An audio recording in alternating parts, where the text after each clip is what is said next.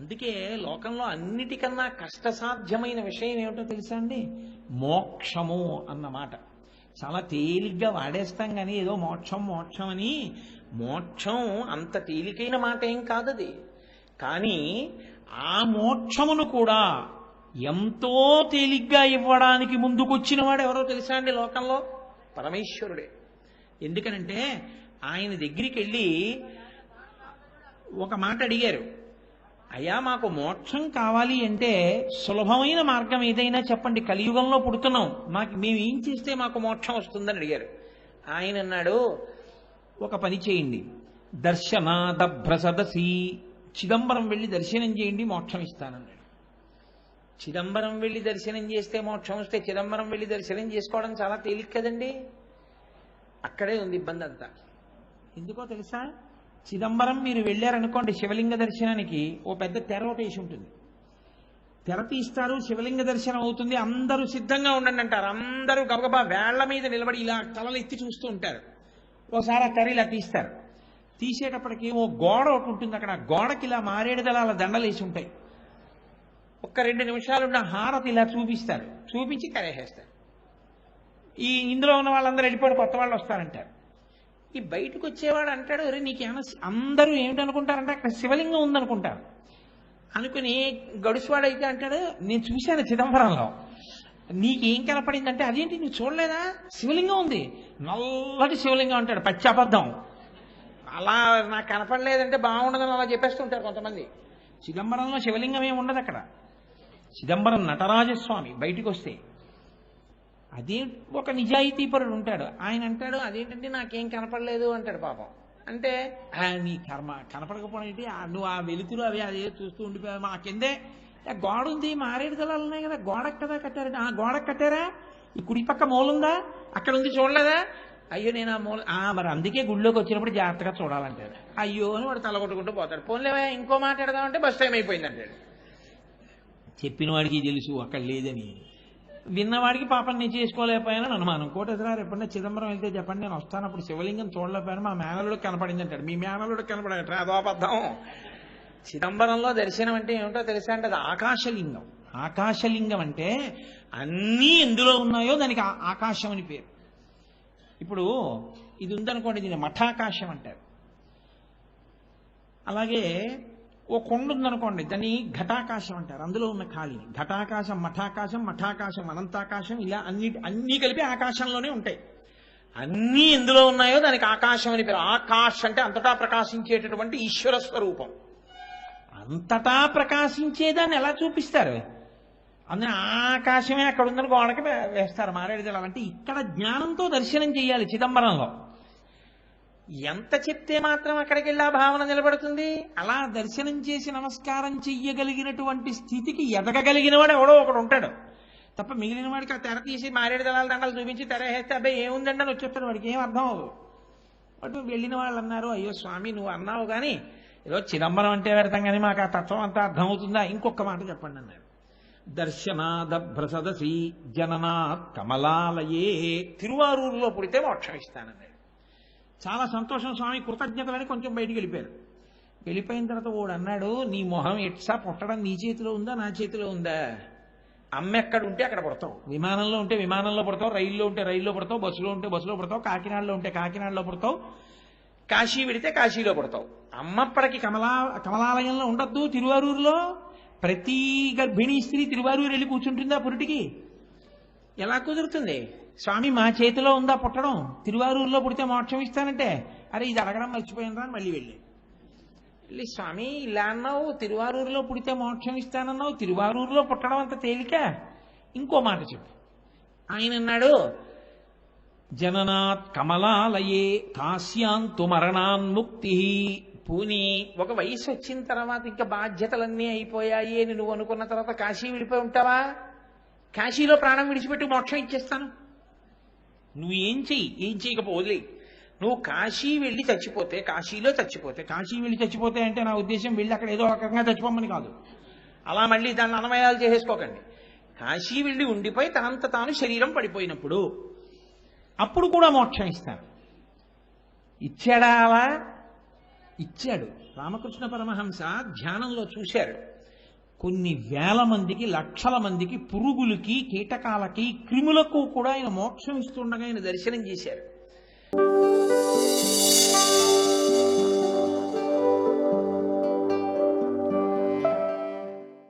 శశిశేఖర అన్న దాంట్లో శశి అంటే చంద్రుడు, శేఖర అంటే ఆయన యొక్క జటాజూటమునందు అలంకారముగా స్వీకరించినటువంటి వాడు, చంద్రుణ్ణి సిగపువ్వుగా ధరించినటువంటి వాడు అని.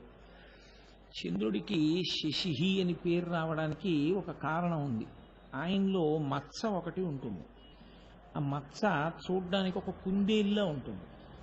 అందుకని ఆయనకి శశాంకుడు అని ఒక పేరు చంద్రుడికి. సరే, అసలు చంద్రుణ్ణి దర్శనం చేసినటువంటి కవులు ఎన్ని రకాలుగానో అనుభూతుల్ని వ్యక్తం చేశారు. చంద్రుడి మీద కవిత్వం చెప్పనటువంటి కవి ఉండడు.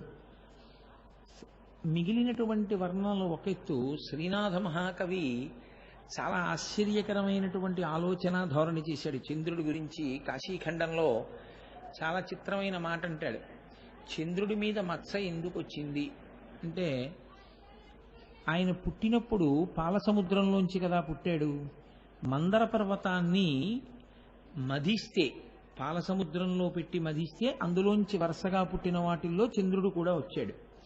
ఆయన పుడుతున్నప్పుట ఈ మందర పర్వతం ఒరుసుకుని కాయ కాసిందిట. ఆ కాయే చంద్రుల్లో ఉన్న నల్లమచ్చ అన్నాడు. ఆయన ఒక ఊహ చేశాడు. కాదు అని ఆయనే అన్నాడు. మళ్ళీ నల్లగా ఉన్న చీకట్లో తెల్ల పువ్వులా ఉంటాడు కదా చంద్రుడు.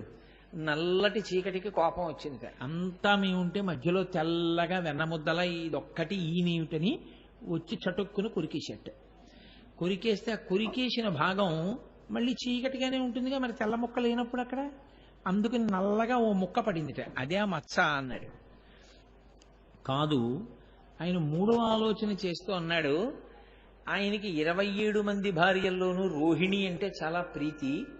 రోహిణిని ప్రియమార కౌగిలించుకున్నప్పుడు ఆవిడ శరీరమునకు అలదుకున్న కస్తూరి ఆయనకు అంటుకుంది, అందుకే నల్లటి మచ్చబడింది అన్నాడు. కాదు అని ఆయనే అన్నాడు. చంద్రబింబాన్ని చూసి రాహువు తన కోరతో పొడిస్తే ఓ కన్నం పడింది, అందులోంచి వెనక ఉన్న నల్లని ఆకాశం కనపడుతోంది, అందుకని నల్లటి మచ్చబడింది అన్నాడు. ఆయనే అన్నాడు. కాదు, రాత్రి అయితే చక్రవాక పక్షులకి కళ్ళు కనపడవు, చంద్రోదయం అయితే విరహంతో వేదన పొందుతాయి. మళ్ళీ సూర్యోదయం అయితే వాటికి కళ్ళు కనపడతాయి. అందుకని మాకు ప్రియుడు ప్రియురాలు కలుసుకోకుండా, రాత్రి అయితే కళ్ళు కనపడవు వాటికి చంద్రుడు ఉదయిస్తే, మేము ఒండరులు కలుసుకోకుండా చేసి ఈ దుష్టచంద్రుడు ఉదయించాడు అన్న కోపంతో అవి చాలా ఎర్రటి చూపు ఆయన వంక చూసేయటే. ఆ ఎర్రటి చూపు చూసేటప్పుడు అగ్నిహోత్రంతో పాటు నల్లటి పొగొచ్చినట్టుగా నల్ల పొగొచ్చి చంద్రుడికి అంటుకుంది. అంటుకుంటే నల్ల మచ్చ పడింది అన్నాడు. సరే, ఇలా చిత్ర విచిత్రమైనటువంటి భావనలు, ఎంతమంది ఎన్ని భావనలు చేశారో చంద్రబింబం మీద. అటువంటి చంద్రుణ్ణి సిగపువ్వుగా ధరించినటువంటి వాడు పరమశివుడు. కాబట్టి ఆయనకి శశిశేఖర. సరే, బానే ఉంది, అంతవరకు మంచి మాటే. కానీ అసలు చంద్రుణ్ణి ఆయన తల మీద ధరించవలసిన అవసరం ఆయనకి ఎందుకు వచ్చింది? అప్పుడు మీరు ద్వాదశ జ్యోతిర్లింగములు అని ఉన్నాయి మనకి. అందులో మొట్టమొదట చెప్పే జ్యోతిర్లింగం ఏది అంటే సౌరాష్ట్రే సోమనాథస్య, సౌరాష్ట్రంలో ఉన్నటువంటి సోమనాథలింగం. చంద్రుడు దక్ష ప్రజాపతి యొక్క 27 మంది కుమార్తెల్ని వివాహం చేసుకున్నాడు. వివాహం చేసుకున్నప్పుడు అలా ఒకరికన్నా ఎక్కువ మందిని స్వీకరిస్తే అది క్షత్రియుల సంప్రదాయం, దక్షిణ నాయకత్వం అంటారు. అందరినీ సమానంగా చూడవలసిన బాధ్యత ఒకటి భర్త మీద ఉంటుంది. కానీ ఆయన తన కర్తవ్యాన్ని విడిచిపెట్టి కేవలం రోహిణి యందు మాత్రమే అనురక్తుడయ్యాడు.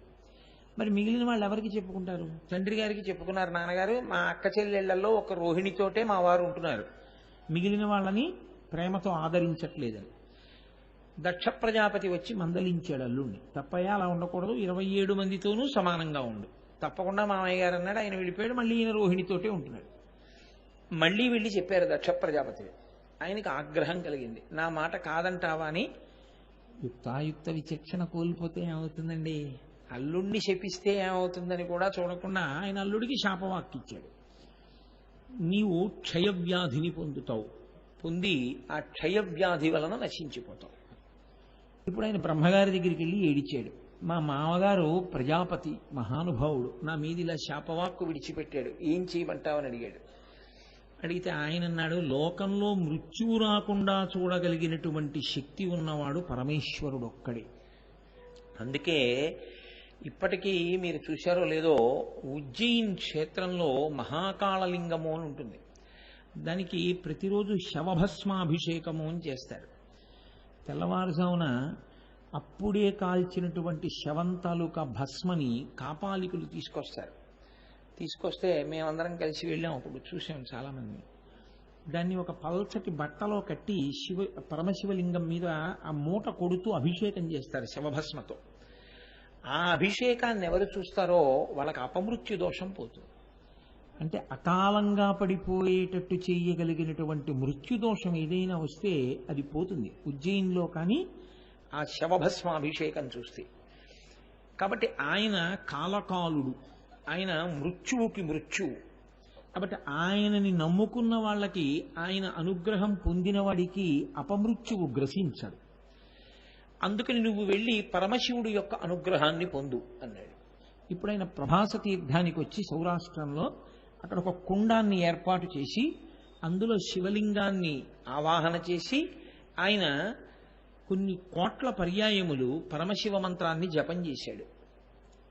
సంప్రీతుడైనటువంటి పరమశివుడు అక్కడ ప్రత్యక్షమయ్యారు. ఆయన తన గోడు చెప్పుకున్నాడు. శంకరుడు చాలా గొప్ప ఆలోచన చేస్తుంటాడు. ఆయన అన్నాడు, ఇప్పుడు నేను నిన్ను పూర్ణంగా రక్షించేస్తే మీ మామగారి మాట వ్యర్థమైపోతుంది. అంత తపశ్శాలి మాట వ్యర్థమైపోతే తపస్సు అన్న మాటకు అర్థం ఉండదు ఇంకా. కాబట్టి మీ మామగారి మాట పాడవకూడదు. నా కాళ్ళు పట్టుకున్నందుకు నువ్వు నన్ను పట్టుకున్న దాని శక్తి పోకూడదు. మధ్య మార్గం ఒకటి చెప్తాను. నీవు క్షయవ్యాధిని పొందుతావు కాబట్టి కృష్ణపక్షంలో క్షీణించిపోతావు. కానీ నా అనుగ్రహాన్ని పొందిన కారణం చేత మళ్ళీ శుక్లపక్షంలో వృద్ధి పొందుతావు. పౌర్ణమి నాటికి పూర్ణచంద్రుడు అవుతుంటావు, కానీ మళ్ళీ వెంటనే బహుళపక్షంలో క్షీణించిపోతావు. క్షయ అంటే క్షీణింపజేస్తుంది. కాబట్టి క్షీణించిపోతుంటావు, కానీ మృత్యువు చేత గ్రసింపబడవు. నా సిగదండగా నిన్ను స్వీకరిస్తున్నాను అని ఆయన తల మీద పెట్టుకున్నాడు.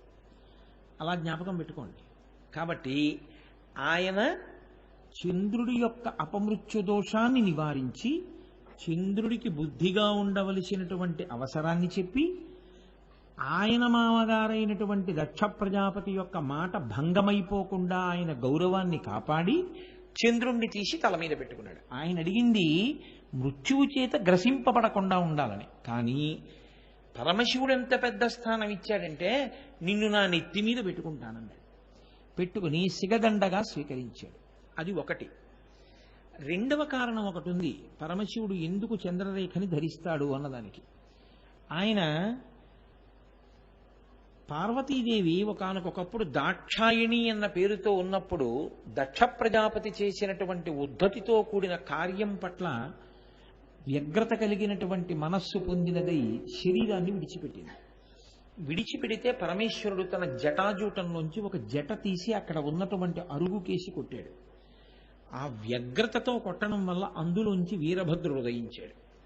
ఆ వీరభద్రుడు ఒక పెద్ద పట్టిసాన్ని తీసుకొని ఆయన దక్షయజ్ఞం జరిగినటువంటి ప్రదేశమే దక్షారామం. అక్కడ ఉండేవాడు దక్షుడు, అదే దక్షారామము. అందుకే దక్షారామానికి ఒక ప్రసిద్ధి చెప్తారు. పరమశివుణ్ణి దర్శనం చేద్దామని దక్షారామం వెళ్ళక్కర్లేదు. ఎంత హీనపక్షం చెప్తారంటే దక్షారామంలో బంధువులు కాని మిత్రులు కాని ఉండి వాళ్ళు శరీరం విడిచిపెట్టేస్తే ఈయనోసారి శవాన్ని చూసొద్దామని వెళ్ళాడు, లేదా పరామర్శ చేసొద్దామని వెళ్ళాడు. దాన్ని ఖాతాలో వేస్తారు, వీడు దక్షారామంలో అడుగుపెట్టాడు అని. ఆ ప్రదేశం అంత పవిత్రం. దక్షారామం ఏం సామాన్యమైన క్షేత్రం అని మీరు అనుకోకండి. మన ప్రారంధం కొద్దీ ఇవాళ అలా తయారైంది. కానీ నిజంగా దక్షారామం అత్యద్భుతమైనటువంటి క్షేత్రం. ఎంత గొప్ప వర్ణన చేస్తారో దాని గురించి భీమఖండంలో. అక్కడ పరమశివుడు భోగమనుభవించేటటువంటి ఏకైక క్షేత్రం. దక్షారామ క్షేత్రంలో పండితులు చెప్పేటటువంటి అక్కడ ఉన్న అర్చకులు చెప్పేటటువంటి కథలు విని నేను ముక్కున వేలేసుకున్నాను. అయ్యయ్యో, శివాలయంలో ఇక్కడ దక్షారామం గురించి ఇక్కడ ఉన్న అర్చకులే ఇలా చెప్తే వచ్చిన భక్తులకి అసలు నిజం ఎలా తెలుస్తుంది అని నేను ఒక అర్చకుడికి చెప్పాను కూడా. తప్పయ్యా, నువ్వు అలా చెప్పకూడదు, నీకు తెలిస్తే తెలిసినట్టు చెప్పు, నీకు తెలియకపోతే తెలియనట్టు చెప్పు, తెలిసి తెలియని మాటలు చెప్పి భక్తుల భక్తి పాడి చేయవద్దని కామరాజు గారి ప్రత్యక్ష సాక్ష్యం నాతో ఆ రోజున వచ్చి. ఇవాళ తెలిసి తెలియని స్థితిలో ఉన్నటువంటి ఉపాలయాల్లో ఉన్న అర్చకులు అంత ఘోరమైన మాటలు చెప్తున్నారు. కాబట్టి దక్షారామం పరమోత్కృష్టమైనటువంటి క్షేత్రం అది. అక్కడ యమధర్మరాజు గారి యొక్క భార్య ధూమ్నోర్న కళాబీ జల్లుతుంది వచ్చే పర్వదినాల్లో. లక్ష్మీదేవి తుడుస్తుంది అక్కడ. వాయుదేవుడి భార్య ముగ్గులు పెడుతుంది. ఒక్క దక్షారామ క్షేత్రంలోని ఏకాదశి తిథి నాడు పరమశివుడు భోగం అనుభవిస్తాడు. పైమేడ మించి రాత్రి అమ్మవారు నిద్రపోయిన తర్వాత కిందకి దిగొచ్చి మాణిక్యాంబ దేవాలయంలోకి ప్రవేశిస్తుంది ఉత్సవమూర్తి.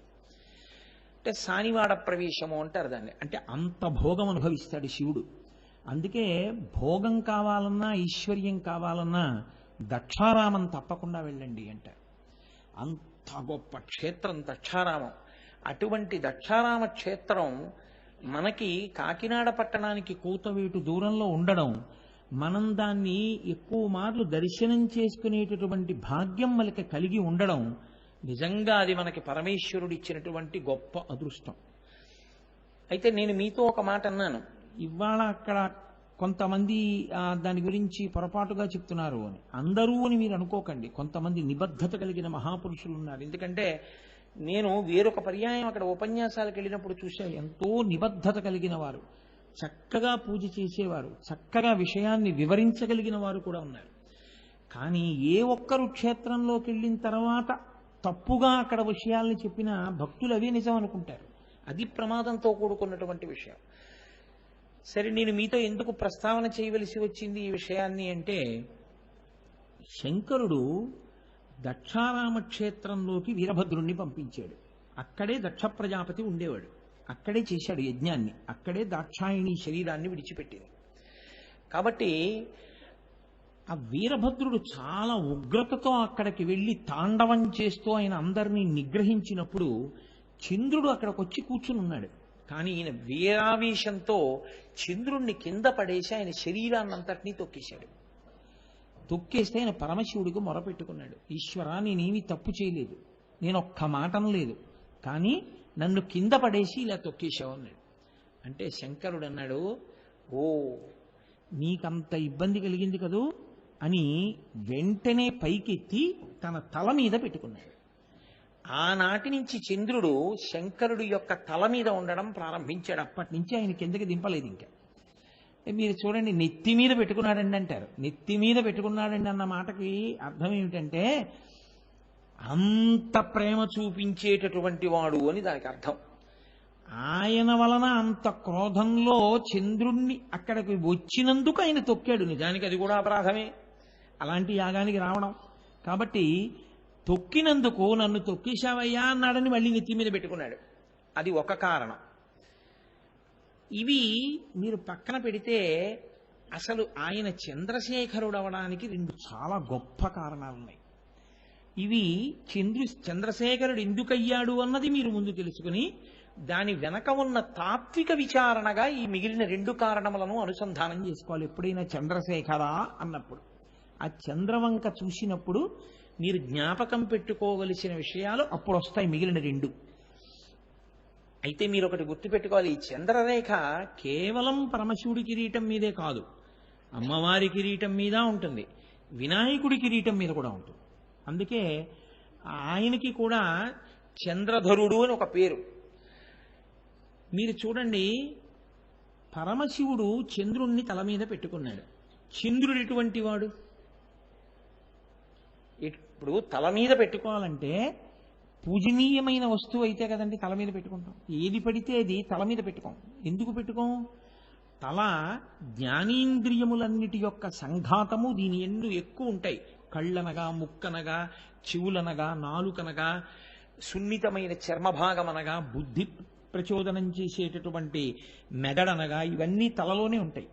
కాబట్టి తలకి ఒక గౌరవం ఉంటుంది. కాదు, కారణం అసలు తలకంత గౌరవం రావడానికి కారణం ఏమిటంటే తల మనకి సీమ. అంటే సీమ అంటే హద్దు అంటారు, అది ఎల్ల. ప్రతి దానికి ఒక ఎల్ల ఉంటుంది. ఎల్ల అంటే అక్కడతో పూర్తయిపోయింది అంటారు. రాయలసీమ అని మీరు అన్నారనుకోండి, ఆ ప్రాంతము అక్కడతో పూర్తయింది. అది ఒక ప్రత్యేకమైన ప్రాంతము. తెలుగు సీమ, త్రిలింగ సీమ. సీమ అంటే హద్దు, ఎల్ల. ఈ శరీరానికి 2 సీమలు ఉంటాయి. ఒకటి పాదములు, 2 బ్రహ్మరంధ్రము. ఇందులో ఎట్టి పరిస్థితుల్లోనూ కూడా దాన్ని స్పృశించడానికి కూడా అంగీకరించకుండా అక్కడతో ఆపేస్తారు. దేన్ని ముట్టుకోరంటే బ్రహ్మరంధ్రాన్ని తాకరు.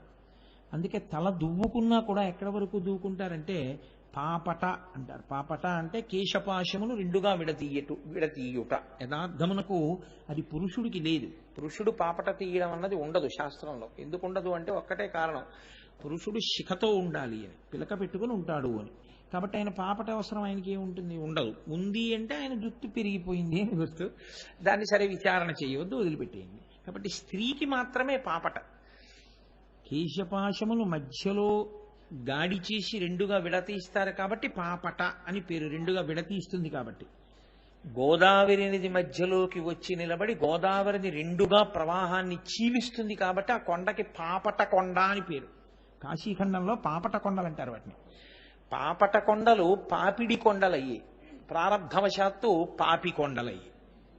అవి పాపి కొండలు కావు, పాపట కొండలు. చీల్చే గోదావరిని. అందుకే మీరు పడవలో వెడుతుంటే అదేమిట్రా ఇంకా గోదావరి అనిపిస్తుంది, అడ్డొచ్చేస్తాయి పర్వతాలు. గోదావరి 2 కింద చీల్తుంది. అలా చీల్చిన కొండలు పాపట కొండలు. ఈ పాపట ఎక్కడ వరకు తీస్తారు అంటే ఇంకా ఇక్కడ వరకే. ఇది దాటి పాపట తీయకూడదు. ఎందుకు తీయకూడదు అంటే ఇక్కడ బ్రహ్మరంధ్రం ఉంటుంది. ఈ బ్రహ్మరంధ్రమే మళ్ళీ వస్తాడా శరీరంలోకి, రాడా అనడానికి గుర్తు. అది చిట్లి వెళ్ళిపోయాడు అనుకోండి, ఇక రాడని గుర్తు. అది చిట్లకుండా చిట్లే వరకు వీళ్ళు శ్మశానంలో ఉండొచ్చారనుకోండి, మళ్ళీ వస్తాడని గుర్తు. పాపం ఎలాగో ఆయన చిట్ల కొట్టుకునంటే బదల కొట్టుకుని కాదు, యోగ మార్గంలో ఉత్క్రమణం జరగాలి. ఊర్ధ్వరేతస్కుడై ప్రాణోత్క్రమణం పైకి వెడుతూ దీన్ని చిట్ల కొట్టుకుని పైకి ఎడుతుంది. అలా వెడితే పునర్జన్మ లేదు. ఆయన ఈశ్వరుడు ఎందుకు కలిసిపోయాడని గుర్తు. బ్రహ్మరంధ్రం పగలలేదు, అధోముఖంగా వెళ్ళిపోయాడని గుర్తు. కాబట్టి ఏదో ఒక ఉపాధిలోకి వస్తాడు. అది కుక్కో, పందో, పిల్లో, నల్లో, మనిషో ఏమో మనకి తెలియదు. వస్తాడు జీవుడు. అంటే పాపపుణ్యములున్నాయి, అనుభవిస్తాడని గుర్తు. కాబట్టి ఇది పవిత్రమైన హద్దు. ఇది పవిత్రమైనటువంటి సీమ. మనుష్య శరీరంలో ఇది అత్యంత పవిత్రమైనటువంటి హద్దుగా చెప్తారు. అందుకే నెత్తి మీద చేపెట్టకండి, నెత్తి మీద చేపెట్టకండి అంటుంటారు. బ్రహ్మరంధ్రమును కాపాడుకుంటూ ఉంటారు. అయితే నమస్కారం దేనికి? శిరస్సు కాదు. ఇప్పుడు ఉపన్యాసం చెప్తే భావప్రచోదనం అంతా దేంట్లోంచి? తలలోంచి. మాట్లాడుతున్నదేది నోరు. నేను ఉపన్యాసం చెప్పి ఇలా వెళ్ళిపోతుంటే నా తలకి ఇలా ఎవరైనా అంటారా? ఎవరనరు. నా కాళ్ళకి నమస్కారం చేస్తారు. అది ఎందుకు అలాగా? నా తలకి కదా చెయ్యాలి. ఉపన్యాసం అంతా వినేటప్పుడు నా ముఖం చూడటమా? నమస్కారం చేసేటప్పుడు నా కాళ్ళకి నమస్కారం చేయడమా? ఏమిటి నా తల చేసుకున్న ప్రారంధం కాదు. దానికి రహస్యం ఏమిటో తెలుసా అండి? ఇక్కడ మీరు అవలంబించేటటువంటి భక్తితో కూడిన ఆలోచన పరంపరల యొక్క శక్తి పాదముల యందున్న నాడులలో చేరుతుంది. అందుకని పాదములకు నమస్కారం. అయితే మీకు నేను ఒక రహస్యం చెప్తాను. ఎలా మైక్లో ఏమా రహస్యం అంటే, ఎప్పుడూ నమస్కారం పాదాలు ముట్టుకుని చేయకూడదు. పాదాలు ముట్టుకుని చేస్తే ఎక్కువగా మీ తేజస్సే క్షీణించిపోయే అవకాశం ఉంటుంది. కాబట్టి పాదములు ముట్టుకుని ఎప్పుడూ నమస్కారం చేయకూడదు. అసలు చాలా శ్రేష్టమైన మార్గం మీకు చెప్తున్నాను. ఇంకా అంతకన్నా లోతుగా చెప్పాలి అంటే ఒక్క గురు శిష్య సంప్రదాయంలో ఎప్పుడైనా చెప్పవలసి ఉంటుంది అంతే.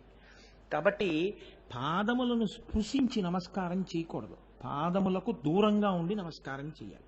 అలా నిలబడితే దాని ముందున్నటువంటి నేలకి నమస్కారం చెయ్యాలి తప్ప పాదములు ముట్టుకుని నమస్కారం చేయడం ఎప్పుడూ మంచిది కాదు. పాదములు ముట్టుకోవడానికి మీ తల ఆ పాదముల దగ్గర వంగితే ఆయన ఏం చేస్తారు? ఇలా చూస్తారు, అరేరేరే ఎంత వంగి నమస్కారం చేశాడరా అని ఉత్తినే పుచ్చుకోకూడదుగా. మీరు నమస్కారం చేస్తే ఏమవుతుందో తెలుసా అండి? మీ రక్షణ బాధ్యతని ఎవరికి నమస్కారం చేశారో వారి యందు న్యాసము చేసినట్లు లెక్క. ఇప్పుడు ఆయన ఏం చెయ్యాలంటే అహంకారంతో అది పుచ్చుకొని వెళ్ళకూడదు. ఆయన ఈశ్వరుణ్ణి ప్రార్థన చెయ్యాలి. ఆయుష్మాన్ భవ శివో రక్షతు, అమ్మ మిమ్మల్ని శివుడు రక్షించుగాక అని మంగళకర వాక్కు పలికి వెళ్ళాలి. అదేం చేస్తుంది? రాబోయే ప్రమాదం నుంచి గట్టెక్కిస్తుంది. అందుకని పెద్దల ఆశీర్వచనం తీసుకోండి, పెద్దల ఆశీర్వచనం తీసుకోండి అంటారు. వెళ్ళి ధ్వజస్తంభంలో నిలబడితే చేస్తారు ఆశీర్వచనం? నమస్కారం చేస్తే చేస్తారు. నమస్కారం ఎందుకు చేస్తారంటే వినయంతో వంగి మీ రక్షణ బాధ్యతని అవతల వారి యందు న్యాసం చేసి వారి ఉపాసన శక్తితో కూడిన వాక్కు వలన మీరు రక్షణ పొందుతారు. అది ప్రయోజనమును పొందడమే తప్ప మనం ఏదో చేతకానితనంతో ఆయన కాళ్ళ మీద పడిపోయామని మీరు అనుకోకూడదు ఎప్పుడూను. అది అందుకే నమస్కార వైశిష్ట్యము అంత గొప్పది. అన్ని వేళలా నమస్కారం ఒకలా ఉండదు. నమస్కారం ఒకటి, అభివాదము ఒకటి, ప్రణిపాతము ఒకటి, వందనము ఒకటి. ఇవన్నీ మళ్ళీ మారిపోతాయి, అన్ని ఒకటి కాదు. ఇప్పుడు మళ్ళీ నేను అవన్నీ ఏమి చెప్తూ కూర్చుంటే ఇంకా శివాష్టోత్తరం ఏం చెప్పను. కాబట్టి తల చాలా ఉత్కృష్టమైనటువంటి స్థానం. ఇంత ఉత్కృష్టమైన స్థానం మీద కూర్చోబెట్టుకున్నాడు అంటే పాదముల ముందు అంత గట్టిగా పడిపోయాడు. అంత గట్టిగా పడిపోవడము అంటే ఏమిటి? మనసులో అంత చిత్తశుద్ధితో పట్టుకున్నాడు శివుణ్ణి. ఇప్పుడు ఆయన తీసుకొచ్చి ఎక్కడ పెట్టుకున్నాడు? తల మీద పెట్టుకున్నాడు. ఆ సీమ లోకమునకంతటికీ కూడా గతులను నిర్వహించగలిగినటువంటి సీమ. మిగిలిన వాళ్ళ గతి ఆ తల నిర్ణయిస్తుంది. అంత సర్వోత్కృష్టమైన తల మీద ఆయన ఉన్నాడు. ఇప్పుడు నాకు ఒకటి చెప్పండి, అంత పెద్ద స్థానం ఇచ్చేటప్పుడు నిష్కళంక చరిత్రుడా అని మీరు చంద్రుడి గురించి విచారణ చేశారనుకోండి. శంకరాచార్యులు వారు శివానంద లహరిలో అత్యద్భుతమైనటువంటి శ్లోకం ఒకటి చేశారు చంద్రశేఖర అన్న నామం మీద. జడత, పశుత, కళంకిత. చంద్రుడికున్నటువంటి గొప్పతనాలు ఏమిటో ఆయన చెప్పుకుంటూ వచ్చారు. ఒకటి జడుడు, 2 పశువు, 3 కళంకుడు, 4 కుటిల చెరుడు. కుటిల చెరత్వంచ నాస్తి మయి దేవా అస్తి అది రాజమౌళే భవదాభరణస్య కిం నాస్మి కిం పాత్రం అని అడిగారు ఆయన. చాలా చమత్కారమైన శ్లోకం. ఈ శ్లోకం మీరు శ్లోకంలా చదవడం కన్నా మాట్లాడడంలా ఉంటుంది ఆ శ్లోకం. అది శంకరాచార్యుల వారి యొక్క రచనా వైచిత్రి. అన్ని శ్లోకాలు శ్లోకాల్లో ఉండవైనవి. కొన్ని శ్లోకాలు శ్లోకాల్లా చెప్పడం కన్నా నేను మీతో మాట్లాడితే ఎలా ఉంటుందో అలా చెప్తేనే శ్లోకానికి అందం వస్తుంది. ఈ శ్లోకం ఒక శ్లోకంలా చదివేయడం కన్నా అలాగే అందం చూడండి. జడత, పశుత, కళంకిత, కుటిలచరత్వంచ నాస్తి మయి దేవా అస్తి అది రాజమౌళే భవదాభరణస్య నాస్మి కిం పాత్రం. అందులో ఆయన అన్నారు, నువ్వు చంద్రుణ్ణి శిగదండగా పెట్టుకున్నావు. దేనికి పెట్టుకున్నావు? ఆయన జడుడు, పశువు, కళంకితుడు, వంకరగా ఉండేటటువంటి స్వభావం ఉన్నవాడు. కాబట్టి తీసి నెత్తి మీద పెట్టుకున్నావు. నాకు అవి లేవు. ఉండుంటే నేను కూడా నీ శిగదండనై నీ నెత్తి మీద కూర్చుని ఉండేవాడిని. అదేమిటండి అలా ఉండేమిటి ఆ శ్లోకం? చంద్రుడికి అవన్నీ ఉన్నాయా? ఉన్నాయి. మీరు ఆలోచించండి. జడత, ఆయన జడుడు. ఎందుచేత? నీటి నుంచి పుట్టిన వాటికి జడమని ఒక పేరు. ఎందుకంటే కరిగిపోయే స్వభావం ఉంది చంద్రుడికి. చంద్రుడు కరిగిపోయి అమృతపు చుక్కలుగా పడిపోతూ ఉంటాడు. అలా కరిగిపోయే స్వభావం ఉండి మనసు కరగచ్చు, శరీరమే కరిగిపోతుంటే జడత్వం కాదది ఇంకా. కాబట్టి కరిగిపోయే స్వభావం ఉన్నటువంటి చంద్రుడు జడుడు, నీటిలోంచి పుట్టాడు, పాలసముద్రంలోంచి. నేను అటువంటి వాణ్ణి కాను. నా శరీరం కరిగిపోవడం ఏం లేదు. శరీరము బ్రతికి ఉండగా క్షీణించిపోవచ్చు. అంటే ఇవాళ ఉన్న పటుత్వం ఇంకొక 20 ఏళ్ల తర్వాత ఉండకపోవచ్చు. కానీ వేళ్ళు ముక్కల ముక్కల కింద ఊడి పడిపోతున్నాయి అనుకోండి, అది చాలా భయంకరమైనటువంటి వ్యాధి కదండి, కుష్ఠవ్యాధి అంటారు.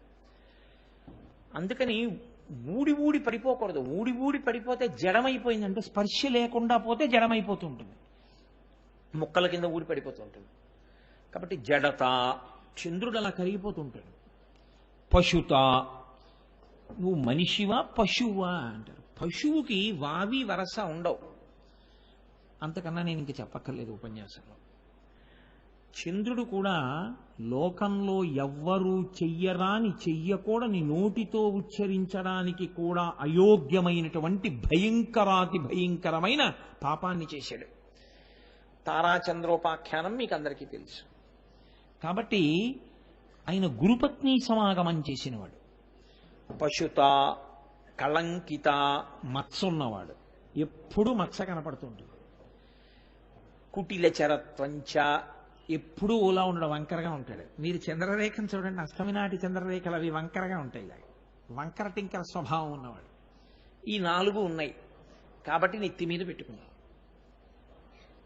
రాజమౌళే, అవి రాజమౌళే అంటే రాజా అన్న శబ్దం చంద్రుడికి సంబంధించింది. రాజశేఖర అంటే చంద్రుడిని ధరించిన వాడా అని.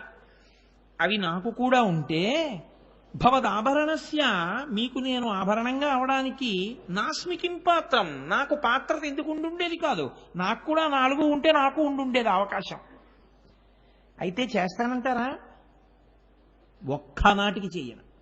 మరి ఆ మాట ఎందుకన్నారు అంటే, అవి శివుడి నెత్తి మీద పెట్టుకుంటారన్నా చేయడానికి మీరు ఇష్టపట్టాల కాదు.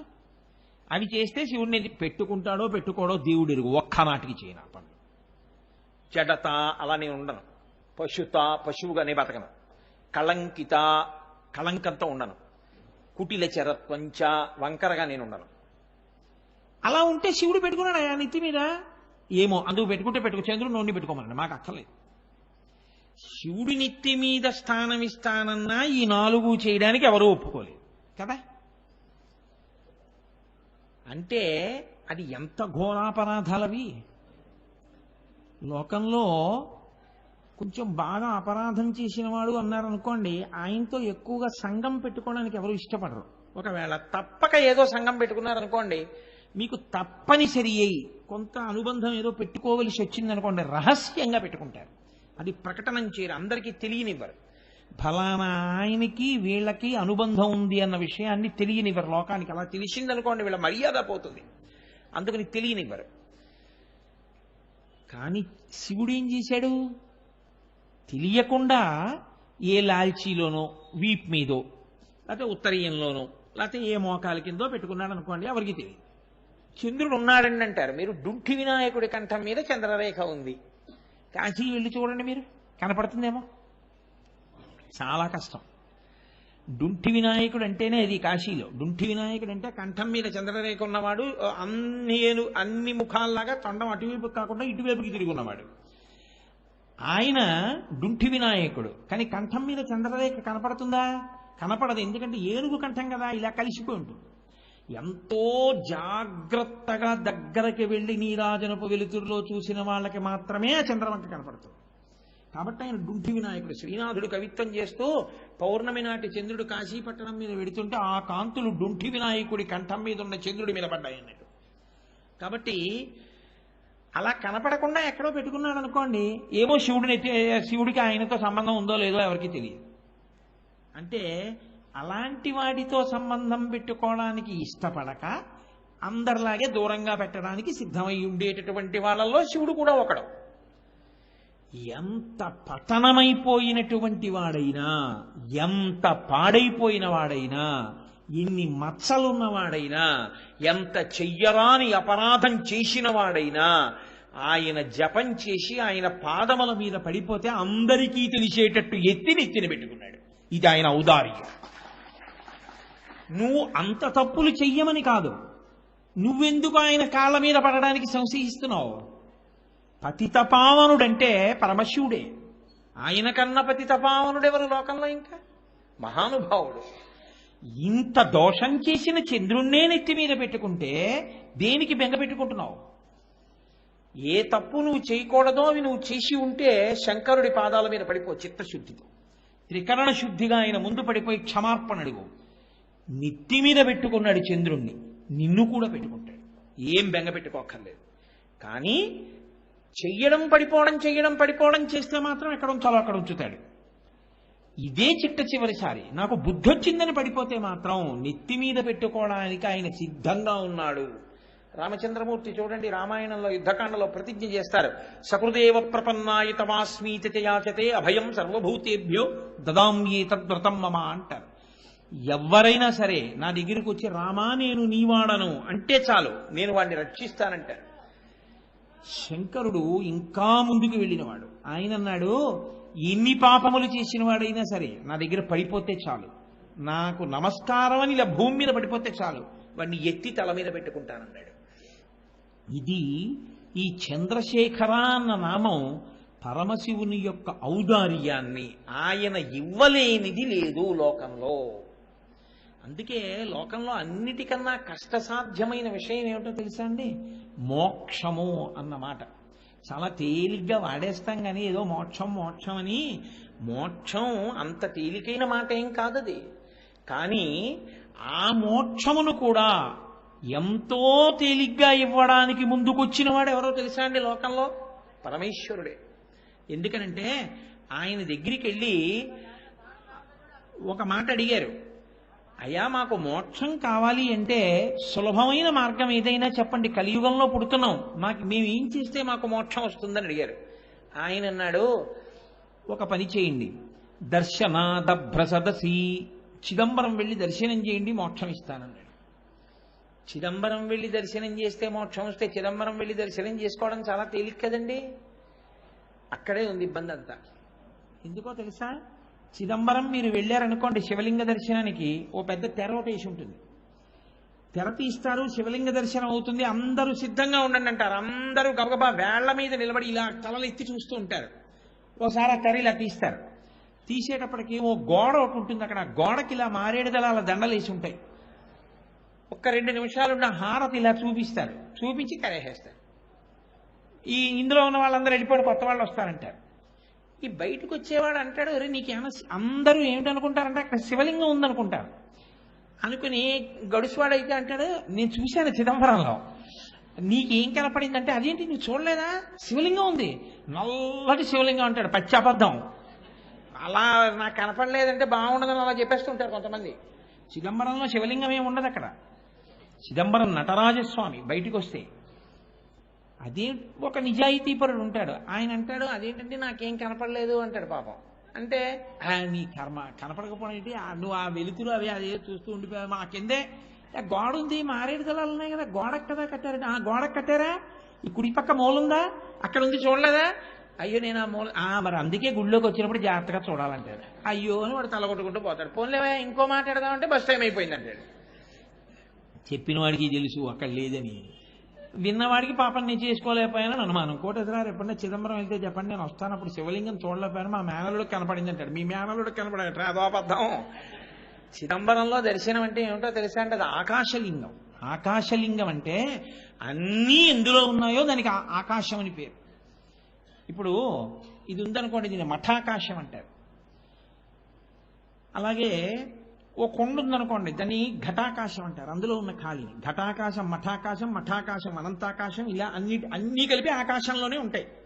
అన్నీ ఎందులో ఉన్నాయో దానికి ఆకాశం అని పేరు. ఆకాశ్ అంటే అంతటా ప్రకాశించేటటువంటి ఈశ్వర స్వరూపం. అంతటా ప్రకాశించేదాన్ని ఎలా చూపిస్తారు? అందులో ఆకాశమే అక్కడ ఉందని గోడకి వేస్తారు మారేడు దళాలు. అంటే ఇక్కడ జ్ఞానంతో దర్శనం చేయాలి చిదంబరంలో. ఎంత చెప్తే మాత్రం అక్కడికి వెళ్ళి ఆ భావన నిలబడుతుంది. అలా దర్శనం చేసి నమస్కారం చెయ్యగలిగినటువంటి స్థితికి ఎదగగలిగిన వాడు ఎవడో ఒకడు ఉంటాడు తప్ప, మిగిలిన వాడికి ఆ తెర తీసి మారేడు దళాల దండలు చూపించి తెర వేస్తే అబ్బాయి ఏముందండి అని వచ్చేస్తాడు, వాడికి ఏం అర్థం అవ్వదు. అటు వెళ్ళిన వాళ్ళు అన్నారు, అయ్యో స్వామి నువ్వు అన్నావు కానీ ఏదో చిదంబరం అంటే పెడతాం కానీ మాకు ఆ తత్వం అంతా అర్థమవుతుందా, ఇంకొక మాట చెప్పండి అన్నారు. దర్శనాదభ్రసదసి జననాత్ కమలాలయే, తిరువారూరులో పుడితే మోక్షం ఇస్తానన్నాడు. చాలా సంతోషం స్వామి, కృతజ్ఞతలని కొంచెం బయటికి వెళ్ళిపోయారు. వెళ్ళిపోయిన తర్వాత వాడు అన్నాడు, నీ మొహం ఎట్సా పుట్టడం నీ చేతిలో ఉందా నా చేతిలో ఉందా? అమ్మ ఎక్కడ ఉంటే అక్కడ పుడతావు, విమానంలో ఉంటే విమానంలో పుడతావు, రైల్లో ఉంటే రైల్లో పుడతావు, బస్సులో ఉంటే బస్సులో పుడతావు, కాకినాడలో ఉంటే కాకినాడలో పుడతావు, కాశీ వెడితే కాశీలో పుడతావు. అమ్మప్పటికి కమలాలయంలో ఉండద్దు తిరువారూరులో? ప్రతి గర్భిణీ స్త్రీ తిరువారూరు వెళ్ళి కూర్చుంటుందా పురిటికి? ఎలా కుదురుతుంది? స్వామి మా చేతిలో ఉందా పుట్టడం, తిరువారూరులో పుడితే మోక్షం ఇస్తానంటే, అరే ఇది అడగడం మర్చిపోయినరా అని మళ్ళీ వెళ్ళి స్వామి ఇలా అన్నావు, తిరువారూరులో పుడితే మోక్షం ఇస్తానన్నావు, తిరువారూరులో పుట్టడం అంత తేలిక? ఇంకో మాట చెప్పు. ఆయన అన్నాడు, జననాత్ కమలాలయే కాశ్యాంతు మరణాన్ముక్తి. పూని ఒక వయసు వచ్చిన తర్వాత ఇంకా బాధ్యతలన్నీ అయిపోయాయి అని నువ్వు అనుకున్న తర్వాత కాశీ విడిపోయి ఉంటావా? కాశీలో ప్రాణం విడిచిపెట్టి మోక్షం ఇచ్చేస్తాను. నువ్వు ఏం చేయకపోలే. నువ్వు కాశీ వెళ్ళి చచ్చిపోతే, కాశీలో చచ్చిపోతే, కాశీ వెళ్ళి చచ్చిపోతే అంటే నా ఉద్దేశం వెళ్ళి అక్కడ ఏదో రకంగా చచ్చిపోమని కాదు, అలా మళ్ళీ దాన్ని అన్వయాలు చేసేసుకోకండి. కాశీ వెళ్ళి ఉండిపోయి తనంత తాను శరీరం పడిపోయినప్పుడు అప్పుడు కూడా మోక్షం ఇస్తాను. ఇచ్చాడా? అలా ఇచ్చాడు. రామకృష్ణ పరమహంస ధ్యానంలో చూశారు, కొన్ని వేల మందికి, లక్షల మందికి, పురుగులకి, కీటకాలకి, క్రిములకు కూడా ఆయన మోక్షం ఇస్తుండగా ఆయన దర్శనం చేశారు. అలా జరుగుతుంది అని కాశీఖండంలో కూడా చాలా ప్రస్తుతి చేసి చెప్తారు ఈ విషయాన్ని. అందులో పరమశివుడు ప్రాణోత్క్రమణ సమయంలో వచ్చేటటువంటి విషయాన్ని ఒక సీసపద్యంలో శ్రీనాథుడు వర్ణన చేస్తాడు. చాలా అద్భుతమైనటువంటి పద్యం. అందులో ఆ ప్రాణోత్క్రమణం అయిపోతుండగా ఇంకా ఆఖరి ఊపిరి మాత్రమే మిగిలిపోయింది అని ఊపిరి అందక కొట్టుకుంటున్నటువంటి సమయంలో ఎగ ఊపిరి వచ్చి ఆయాసం వచ్చేస్తుంటే, పాలిండ్లు కదలంగ పసిడి పయ్యద వీచు అచలాధిపుని కూర్మి ఆడుబిడ్డ. ఎప్పుడో చదివిన పద్యం, దాన్ని స్ఫురణలోకి తెచ్చుకోవడానికి ఈశ్వరానుగ్రహం. ఆ పాలిండ్లు కదలంగ పసిడి పయ్యద వీచు అచలాధిపుని కూర్మి ఆడుబిడ్డ, తూత్కారముదరించి తొండంబు ముక్కున శిఖరారావంబు జిలుకు డుంఠి, ప్రత్యక్షమై వచ్చి భాగీరథి గంగ మృదుల హస్తము సాచి మేనునివురు, ప్రథమోత్తమండు భృంగి భయరక్షణార్థంబు పాలాగ్రమున తీర్చు భసితరేక, దక్షిణ శృతి మీదుగా ధాత్రి తెల్లి పెద్ద నిద్రకు మాగన్ను పెట్టువేళ, పంచజనులకు తారక బ్రహ్మ విద్య అభవుడుపదేశమునరించునప్పుడు కాశీ. ఏమి పద్యం! కాలిండ్లు కదలంగ పసిడి పయ్యద వీచు అచలాధిపుని కూర్మి ఆడుబిడ్డ. చక్కటి తెలుగు మాటలు పడ్డాయండి మహానుభావుడికి. ఆఖరి ఊపిరి అందక కొట్టుకుంటుంటే పార్వతీదేవి వచ్చి పక్కన కూర్చుని తన పవిట కొంగుతో విసురుతుందిట కాశీపట్టణంలో. తుత్కారమునరించి తొండంబు ముక్కున శిఖరారావంబు జిలుకు డుంఠి. డుంఠి గణపతి బయలుదేరి వచ్చి వాడి పక్కన కూర్చుని, ఏనుగు తొండం చివరెప్పుడు చల్లగా ఉంటుంది తడిగా, దాన్ని ముక్కు దగ్గర పెట్టి ఊపిరి ఊత్తట, పీల్చుకో అని. ధూత్కారమునరించి తొండంబు ముక్కున శిఖరారావంబు జిలుకు డుంఠి, ప్రత్యక్షమై వచ్చి భాగీరథి గంగ మృదుల హస్తము సాచి మేనునివురు. గంగమ్మ, గంగానది మించి అధిష్టాన దేవత లేచి వచ్చి పక్కన కూర్చుని, అసలే గంగమ్మ కదా చల్లటి తల్లి, ఆవిడ లేచి వచ్చి తన చల్లటి చేత్తో ఒళ్ళు నిమురుతూ, నాన్న భయపడుతున్నావా, చెమట పడుతోందా, ఊపిరి అందట్లేదా, బెంగ పెట్టుకోకు అని ఒళ్ళు నిమురుతుంది. ప్రథమోత్తముండు భృంగి భయరక్షణార్థం ఓ పాలాగ్రమున తీర్చు భసిత రేఖ. భృంగి ప్రథమ గణాల్లో ఆయన ఒక గొప్ప స్థితిని పొందినవాడు. మిగిలిన ప్రమదగణాలు వేరు, భృంగి వేరు.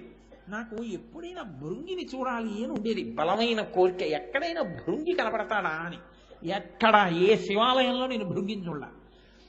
ఆఖరికి నా అదృష్టవశాత్తు భృంగిని కాంచీపురంలో చూశాను. 3 కాళ్లతో ఉంటాడు. ఆయనది అదో విచిత్రమైన భక్తి భృంగిది. భృంగికి ఆడవాసన గిట్టదు. అమ్మవారికి కూడా నేను నమస్కారం చేయనంటాడు. ఒక్క శివుడికే నమస్కారం. ఎప్పుడైనా అలా వస్తే పార్వతీ పరమేశ్వరులు పక్క పక్కన కూర్చుంటే ఆయన శివుడికి నమస్కారం చేసి వెళ్ళిపోతాడు. వెళ్ళిపోతే పార్వతీదేవిని ఇదేమ ఘాయిత్యం మీకు నమస్కారం చేసి వెళ్ళిపోతాడు, నాకు చేయడేమంది. పోన్లే ఎలా అయితేనే మన బిడ్డడేగా పార్వతీ అనేవాడు. ఆవిడకో రోజు వస్తాడు, ఆయనకి ప్రదక్షిణం చేసేసి ఆయనకి నమస్కారం పెట్టి వెళ్ళిపోతాడేమిటి? ఏం చేస్తాడో చూస్తానని అర్ధనారీశ్వర స్వరూపంతో ఆయనలో సగానికి కలిసిపోయింది. ఇప్పుడు ప్రదక్షిణం చేస్తే ఆవిడికి చేయాలిగా, నమస్కారం చేస్తే ఆయనదో పాదం ఈవిడిదో పాదం, ఏం చేస్తాడో చూద్దాం. ఆయన ఏం చేశాడంటే ఇలా తిరిగి వచ్చాడు. తిరిగి వచ్చి ఇక దాటితే, ఇక్కడ వీపు దాటితే పార్వతీదేవి. ఎలా? ఆయన ఆవిడికి చేయడు ప్రదక్షిణం. అందుకని ఆయన కందిరీగైపోయి పార్వతీ పరమేశ్వరుల మధ్యలో తొలిచేశాడు. తొలిచేసి ప్రదక్షిణం చేసి పరమశివుడి పాదానికి నమస్కారం చేసి వెళ్ళిపోయాడు. ఏమిటి ధూర్తతనం శంకరా అందావిడ. ఏ ధూర్తతనమో మన భక్తుడు అలా ఉండని అన్నాడు. ఆ భృంగి 3 కాళ్లతో ఉంటాడు. అందుకే వ్యాఘ్రపాదుడు, పతంజలి, భృంగి వీళ్ళందరూ తాండవం గురించి మీరు ఎప్పుడైనా చదవాలి, అద్భుతంగా ఉంటుంది ఆ శివతాండవం గురించి. అందులో ఆ భృంగి 3 కాళ్లతో నిలబడి ఉంటాడు. భృంగీచ్ఛా నటనోత్కట కరిమదగ్రాహీ స్ఫురన్మాధవాహ్లాదో నాదయుతో మహాసితవపు పంచేషు నాచాధృత సత్వక్షస్సు మనోవనేషు నపున సాక్షాన్మదీయే మనో రాజీవే భ్రమరాధిపో విహరతాం శ్రీశైలవాసీ విభూ అంటారు శంకర భగవత్పాదులు శివానంద లహరిలో. ఆ భృంగి ప్రథమోత్తముండు భృంగి, మళ్ళీ వెనక్కి రండి కాశీపట్టణంలోకి. ప్రథమోత్తముండు భృంగి భయరక్షణార్థంబు ఫాలాగ్రమున తీర్చు భసిత రేఖ. భయపడకయా అని భస్మ చల్లితే స్నానం చేసేసినట్టే అనారోగ్యంతో ఉన్నప్పుడు. అందుకని ఆ భస్మ తెచ్చి తల మీద వేసి విభూతి రేఖలు పెడతాడు. అప్పుడు దక్షిణ శృతి మీదుగా ధాత్రి తెళ్ళి పెద్ద నిద్రకు మగన్ను పెట్టువేళ. అబ్బా ఏమి మాట అండి! నాకు అసలు ఇంకా మాట అంటే ఒక వ్యామోహం అన్నమాట. అంత ఇష్టం నాకు ఆ మాట. ఒక్క మహానుభావుడు ఆయనకే పడింది. పెద్ద నిద్రకు మాగన్ను పెడుతున్నాడంటారు. అలా కళ్ళు పడిపోతుంటాయి. ఆ నిద్రలోంచి లేస్తాడు రేపు పొద్దున్న. ఇది పెద్ద నిద్రకు మాగన్ను పెట్టువేళ. ఇక మళ్ళీ కళ్ళు తెరవడం. ఆ నిద్రలో రెప్ప పడిపోతే ఇక తీయడం ఉండదు, ఆ శరీరాన్ని కాల్చేయవలసింది. అటువంటి పెద్ద నిద్రకు మాగన్ను పెట్టువేళ కళ్ళు పడిపోతుంటే సుగంధిం పుష్టివర్ధనం పాశంచ ఘంటాం ప్రళయహుతవహం సాంకుశం వామభాగే నానాలంకారయుక్తం స్ఫటికమణినిభం పార్వతీశం నమామి. ఆ ఢమరుక చప్పుడవుతుండగా, గంటలు మోగుతుండగా, మంచి సువాసనలు వస్తుండగా శంకరుడు నడిచి వచ్చి ఆఖరి ఊపిరి తీసేటప్పుడు ఆ ప్రాణోత్కరణం అవుతున్న వాడి యొక్క కుడి చెవి మీదకి వంగి ప్రణవాన్ని చెప్తాటప్పుడు. ప్రణవం తారకం, ఎందుకంటే దాటించేస్తుంది ఇంకా సంసార సాగరాన్ని. రామనామం తారకం. రామనామం తారకనామం. రామనామం చెప్పినటువంటి వాడు సంసారాన్ని దాటుతాడు. ప్రణవం తారకం. కాబట్టి ప్రణవం చెప్పించి ఆయన ఆఖరి ఊపిరి ప్రణవం చేసి ఆ జీవిని తనలో కలిపేసుకుంటాడు. కాశీపట్టణంలో అందుకే అన్ని లక్షల మంది వెళ్ళిపోతున్నా ఇంతమందికి శివుడు కుడి చెవిలో ఉపదేశం చేస్తుండగా రామకృష్ణ పరమహంసకి దర్శనమైంది.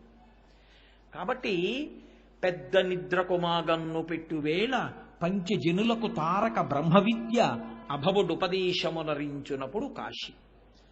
అటువంటి మహానుభావుడైనటువంటి పరమశివుడు యోగ్యతాయోగ్యతలను కూడా విచారణ చెయ్యకుండా కాశ్యాంతు మరణాన్ముక్తి, కాశీలో చచ్చిపోతే మోక్షం ఇచ్చేస్తాను రా స్వామి నువ్వు అన్నావు, కానీ కలియుగం కొడుకు మీద, కోడల మీద, కూతురి మీద, అల్లుడి మీద, మనవల మీద, ఊరి మీద, పరిజనం మీద ఎంత వ్యామోహం.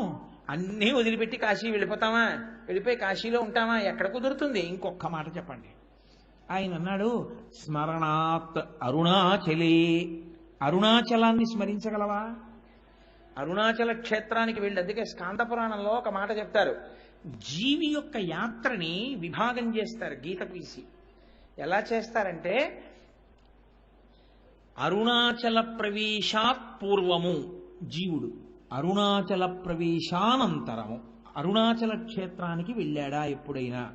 అరుణాచలం వెడితే తర్వాత జీవయాత్ర, అరుణాచలం వెళ్ళక ముందు జీవయాత్ర. అంటే అరుణాచలంలోకి వెళ్ళాలంటేనే అంత పుణ్యము, శివుని యొక్క అనుగ్రహము ఉంటే తప్ప అరుణాచలంలోకి వెళ్ళలేరు. అటువంటి అరుణాచలంలోకి నువ్వు ఒకసారి వెడితే స్మరణాత్ అంతా నువ్వు స్మరణ చేయగలవు. లేదా నువ్వు వెళ్ళకపోయినా అరుణాచల శివ అరుణాచల శివ అరుణాచల శివ అరుణ శివ అనుకోగలవు కదా. ఆ స్మరణ చేస్తే పెద్దల దగ్గర విని తలుచుకున్నా నేను నీకు మోక్షం ఇస్తాను. రోజు ఒకసారి అనుకోగలవా అరుణాచలం అరుణాచలం అరుణాచలం అని? అనుకుంటే మోక్షం ఇస్తాను. ఇది ఆయన యొక్క ఔదార్యం. ఇలా మోక్షం ఇస్తానని ముందుకొచ్చేవాడెవరుంటాడు? ఎంతమంది ఎన్నెన్ని పాపాలు చేసి ఇంకా ఎన్ని కోట్ల జన్మలెత్తవలసినటువంటి జీవులు. ఏమండి జన్మ ఎత్తితే మీకేమిటండి అంత కష్టం అని అడగచ్చు మీరు. ఏమవుతుంది జన్మ ఎత్తితే? మనిషి కాదు తొండ, మనిషి కాదు బల్లి, మనిషి కాదు పిల్లి, మనిషి కాదు జింక, మనిషి కాదు జిరాఫీ. మీకేమిటి బాధ? మరణము బలవన్మరణము. తరిమి తరిమి చంపేస్తాయి, కొట్టి చంపేస్తాయి, కురికి చంపేస్తాయి, వల వేసి చంపేస్తారు, పొడిచి చంపేస్తారు. మీరు చూడండి అరణ్యంలో ఒక జింక ఉంటుంది, అవి అన్నీ కలిపి గుంపుగా పచ్చగడ్డి తింటుంటాయి. ఒక పులి తరిమి తరిమి తరిమి తరిమి ముందు రెండు కాళ్ళు ఎత్తి పంజా పెట్టి కొట్టి ఆక్రమించి నోటితో పట్టుకుని పారిపోతుంది. ఒక్క మనుష్యుడు సాధన చేసి చేసి చేసి చేసి ఈశ్వరుణ్ణి స్మరిస్తూ వెళ్ళగలడు కాదు. అందుకని మనుష్య జన్మ యొక్క ఉత్కృష్టత అది. అందుకని జన్మ దగ్గర భయపడతారు కిందకి వెళ్ళడానికి. అది భక్తి కలిగిన ఉపాధి అనుకోండి, అప్పుడు ఇంకా దాంతో వచ్చిన ఇబ్బంది ఏం లేదు. పరమభక్తి కలిగినటువంటి ఉపాధి అయితే ఒక్కొక్కసారి మనుష్యుడి కన్నా అవే గొప్పవి. కొండలు లేవు, చాలా గొప్పవి ఈశ్వరుని తల మీద పెట్టుకున్నవి. భద్రాచలం లేదు, రామచంద్రమూర్తి అవతార పరిసమాప్తి తర్వాత రామచంద్రమూర్తిని తీసుకొచ్చి కూర్చోబెట్టాడు. వామాంక స్థిత జానకీ పరిలసత్కోదండ దండంకరే చక్రం చోద్భకరేణ బాహుయుగలే శంఖం శరం దక్షిణే బిభ్రాణంజలజాత పత్రనయనం భద్రాద్రి మూర్ధ్నిస్థితం కేయూరాది విభూషితం రఘుపతిం సౌమిత్రియుక్తం భజే. వెంకటాచల పర్వతం లేదు, వెంకటేశ్వరుణ్ణి తీసుకొచ్చి కూర్చోబెట్టుకుని గోవిందమామముల్ గొంతెత్తి పాడుచు కొండెక్కు భక్తుల గుంపులొకట తలతీసి ఇత్తుమా ఇలవేలు పంచును తల వెంట్రుకలనిచ్చు ధన్యులొకట స్వామిని దర్శించి సంతోషమాగక పరవశులగు పుణ్య పురుషులొకట భక్తి ప్రసాదంబు కన్నుల కద్దుకుని స్వీకరించి పరవశులగు పుణ్య పురుషులొకట ఎచట ఎయ్యది విన్నను స్వామి మాటే సకల హృదయాల ఉండెడి స్వామి ఒకడే స్వామి నటించుచుండు ఈ శైలమందు. ఎక్కడ చూసినా గోవింద గోవింద. ఆ వెంకటాచల పర్వతం అంత గొప్పదవలా? ఒక సాలెపురుగు, ఒక పాము, ఒక ఏనుగంత గొప్పవలా? అందుకంటారు శంకర భగవత్పాదులు శివానంద లహరిలో, నరత్వం దేవత్వం నగవన మృగత్వం మశకత పశుత్వం కీటత్వం భవతు విహగత్వాది జననం సదాత్మత్పాదాబ్జస్మరణ పరమానంద లహరీ విహారాసక్తం చేద్రు దయమిహ కింతే నవపుష. నాకు ఏ శరీరం అయితే ఉందాయా? మనుష్య శరీరంలో పుట్టి నేను ఒక గుడికి వెళ్ళింది లేదు, మనుష్య శరీరం పుట్టి నేను శివాష్టోత్తరం చదివింది లేదు, మనుష్య శరీరం పుట్టి 10 రూపాయలు శివాలయ పునర్నిర్మాణానికి నేను ఇచ్చింది లేదు. ఎన్ని కోట్ల రూపాయలు తినేశానో, ఎన్ని కోట్ల రూపాయలు అనుభవించేశానో. భూమి మీద ఈశ్వరుడు ఇచ్చినవన్నీ తిరిగడానికి బతికానేమో, కానీ నా వల్ల లోకానికి జరిగిన ఉపకారం ఏమిటి? మనుష్య శరీరంతో పుట్టి ఈ శరీరంతో ఉండకపోయినా ఒక సాలెపురుగు నయం గూడు కట్టి శంకరుణ్ణి సేవించుకుంది. కాబట్టి శంకర నేను మనుష్య శరీరం ఇమ్మని అడగను, ఏ శరీరం అయినా పర్వాలేదు, నీ పాదముల యందు భక్తి కలిగిన శరీరం అయితే చాలన్నా. నిజంగా శంకరులకు ఆ ప్రారంధం మన కొరకు. అది శంకర భగవత్పాదుల యొక్క సాహిత్యం అంటే అలా ఉంటుంది. మహానుభావుడు ఒక శ్లోకం చేస్తే అలా ఉంటుంది. కాబట్టి ఇప్పుడు చంద్రశేఖర మీకేమర్థమైంది ఆ నామం? ఎంతటి దోషభూయిష్టమైన జీవితం ఉన్నవాడైనా, ఎన్ని పాపములు చేసిన వాడైనా ఆయన పాదముల మీద పడిపోతే ఇన్ని నీళ్ల చుక్కలు తీసుకొచ్చి శివలింగం మీద పోస్తే ఒక్క కాయో పండో పాలో నివేదన చేస్తే ఆయన అలా అనుగ్రహించగలడు. కాబట్టి నేను మోక్షమును హద్దుగా చెప్పుకుంటూ ఎందుకు వస్తున్నానో తెలుసా అండి? ఇంకా దాన్ని మించినటువంటి గొప్పది ఇంకోటి లేదు మీకు ఇవ్వడానికి. లోకంలో ఇవ్వడము అంటూ వస్తే ఇంకా చాలా గొప్పది అని చెప్పవలసింది ఏదైనా ఉంటే మోక్షం ఒకటే. మోక్షమే అంత తేలికగా అంత సులభంగా ప్రసన్నుడై ఇచ్చేవాడు మీకు ఇతరములు ఇవ్వడని మీరు ఎందుకు అనుకుంటున్నారు? విశ్వాసం ప్రధానం. విశ్వాసము ఉండాలి, కానీ ఎందుకు జరగదు? పెద్దలు ఒక మాట చెప్తారు. శ్రీశైలం వెళ్ళి ఆ నువ్వులు వేసి నందిని తిప్పుతారు, చరణంది అంటారు, చరణందిని తిప్పుతారు. ఇప్పుడే పూర్వకాలంలో శివాలయాలన్నిటిలోనూ స్థిరనంది చరణంది అని రెండు ఉండేవి. స్థిరనంది కదలదు, చరణంది కదులుతుంది, అటు ఇటు తిప్పుతారు దాన్ని. ఎందుకు పెడతారంటే, ప్రతి ఊళ్ళో శివాలయంలో చరణంది ఎందుకు పెడతారంటే, పూర్వం ఇంత వైద్య సదుపాయం లేదు.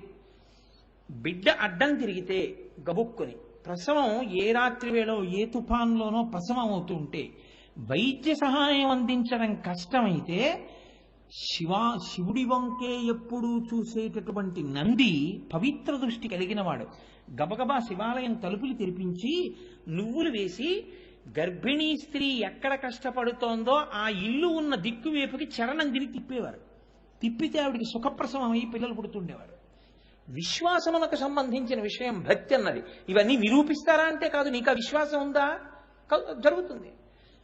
అందుకే శ్రీశైలంలో చాలా మంది వెళ్ళి చరణందికి నువ్వులు వేసి తిప్పుతున్నారు. తిప్పి అలా ఒకసారి చూస్తున్నారు, చూసి ఆ శిఖరం వంక చూసి దిగిపోతున్నారు.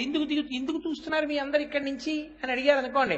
శ్రీశైల శిఖరం దృష్ట్వా పునర్జన్మ న విద్యతే. ఇక్కడి నుంచి శ్రీశైల శిఖరాన్ని చూస్తే పునర్జన్మ లేదు. ఈ మాట అందరూ చెప్పుకుంటూ దిగొస్తున్నారు. పార్వతీదేవి అంది శంకరుడితో, ఏమిటండి ఇంతమంది చూస్తున్నారు కదా, వీళ్ళందరి పాపాలు పోయాయా అని అడిగింది. అంటే ఆయన అన్నాడు, విశ్వాసం ఉన్న వారికి పోయాయి పార్వతి అన్నాడు. ఇందులో విశ్వాసం ఉన్నవారు లేరని మీరు అనుకుంటున్నారా అన్నాడు. నేను అనడం ఎందుకు, నీకు చూపిస్తాను రా అని ఒక వృద్ధ బ్రాహ్మణ వేషంలో వచ్చాడు. ఆవిడ ఒక వృద్ధ బ్రాహ్మణిగా వచ్చింది. ఆయన ప్రాణోత్క్రమణం అయిపోతున్న వాడిలా భార్య ఒళ్ళో పడిపోయి వెక్కుతున్నాడు. ఆవిడ ఏడుస్తోంది, ఏడుస్తూ అరుస్తోంది, అమ్మా ఎవరైనా ఒకరు వచ్చి నా భర్తని ముట్టుకోండి, ముట్టుకుంటే నా భర్తకి ప్రాణం లభిస్తుంది అంటే గబగబా వచ్చి ముట్టుకోపోయారు. ఆగండి, ఎవరు పడితే వాళ్ళు కాదు, పాపము లేని వాళ్ళు ఎవరో వాళ్ళు ముట్టుకోండి, నా భర్త బతుకుతాడు. పాపం ఉండి ముట్టుకుంటే మాత్రం ఇబ్బంది వస్తుంది.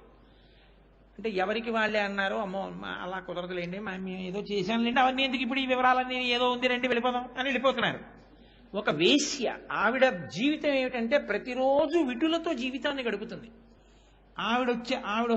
ఆవిడ ముందుకెడుతుంటే అందరూ అన్నారు ఆవిడ వేశ్య, ఆవిడెడుతోంది ఏమిటన్నారు. ఆవిడంది, అమ్మా నేను ముట్టుకుంటానమ్మా, నీ భర్తని బతుకుతాడండి.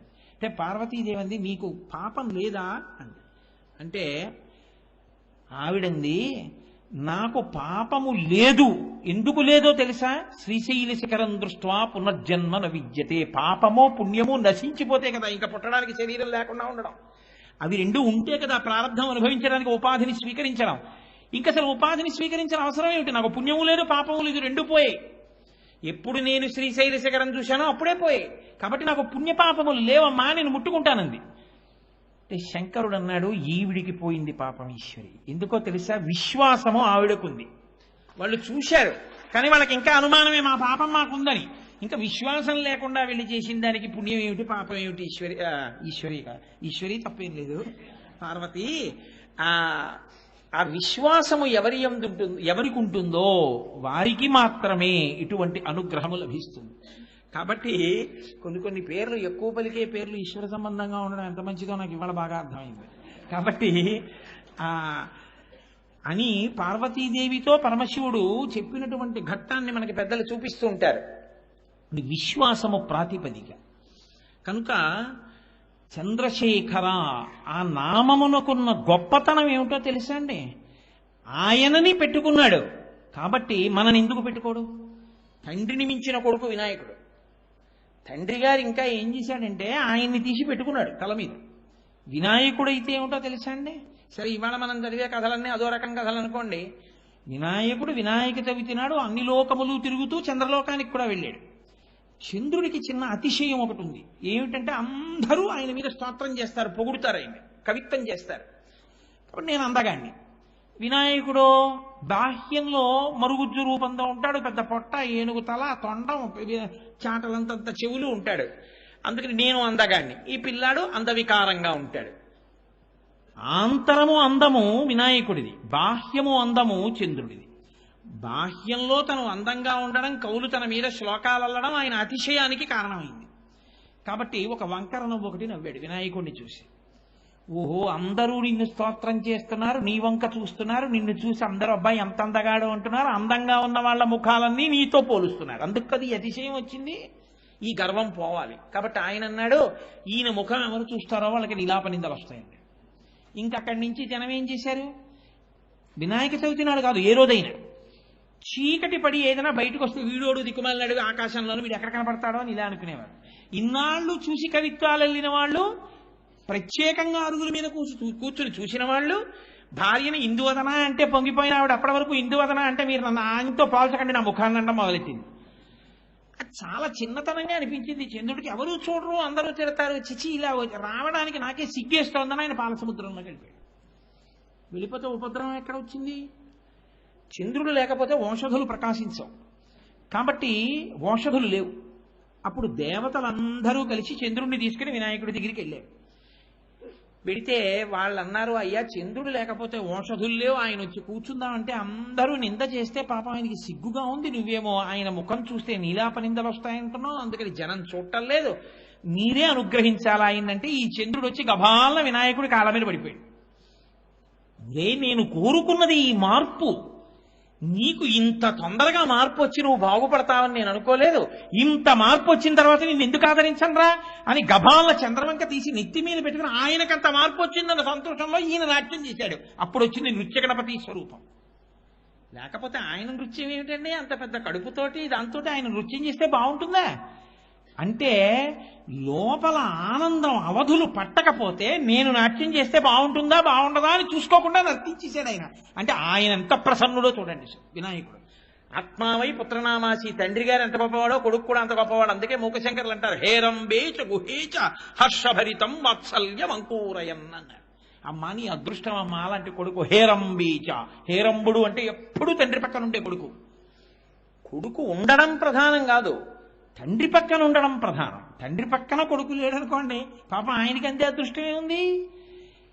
వినాయకుడు ఎప్పుడూ నాన్నగారి పక్కన ఉంటాడు. సుబ్రహ్మణ్యుడు మళ్ళీ అలా ఉండడండో, ఆయన అప్పుడప్పుడు అలిగి అక్కడికి ఇక్కడికి వెళ్ళిపోతున్నాడు. దండపాణి అని ఓసారి ఏదో పండుగ లేదని కోపం వచ్చి అక్కడికి వెళ్ళిపోయి స్వామి నలాయి అని అక్కడ కూర్చున్నాడు.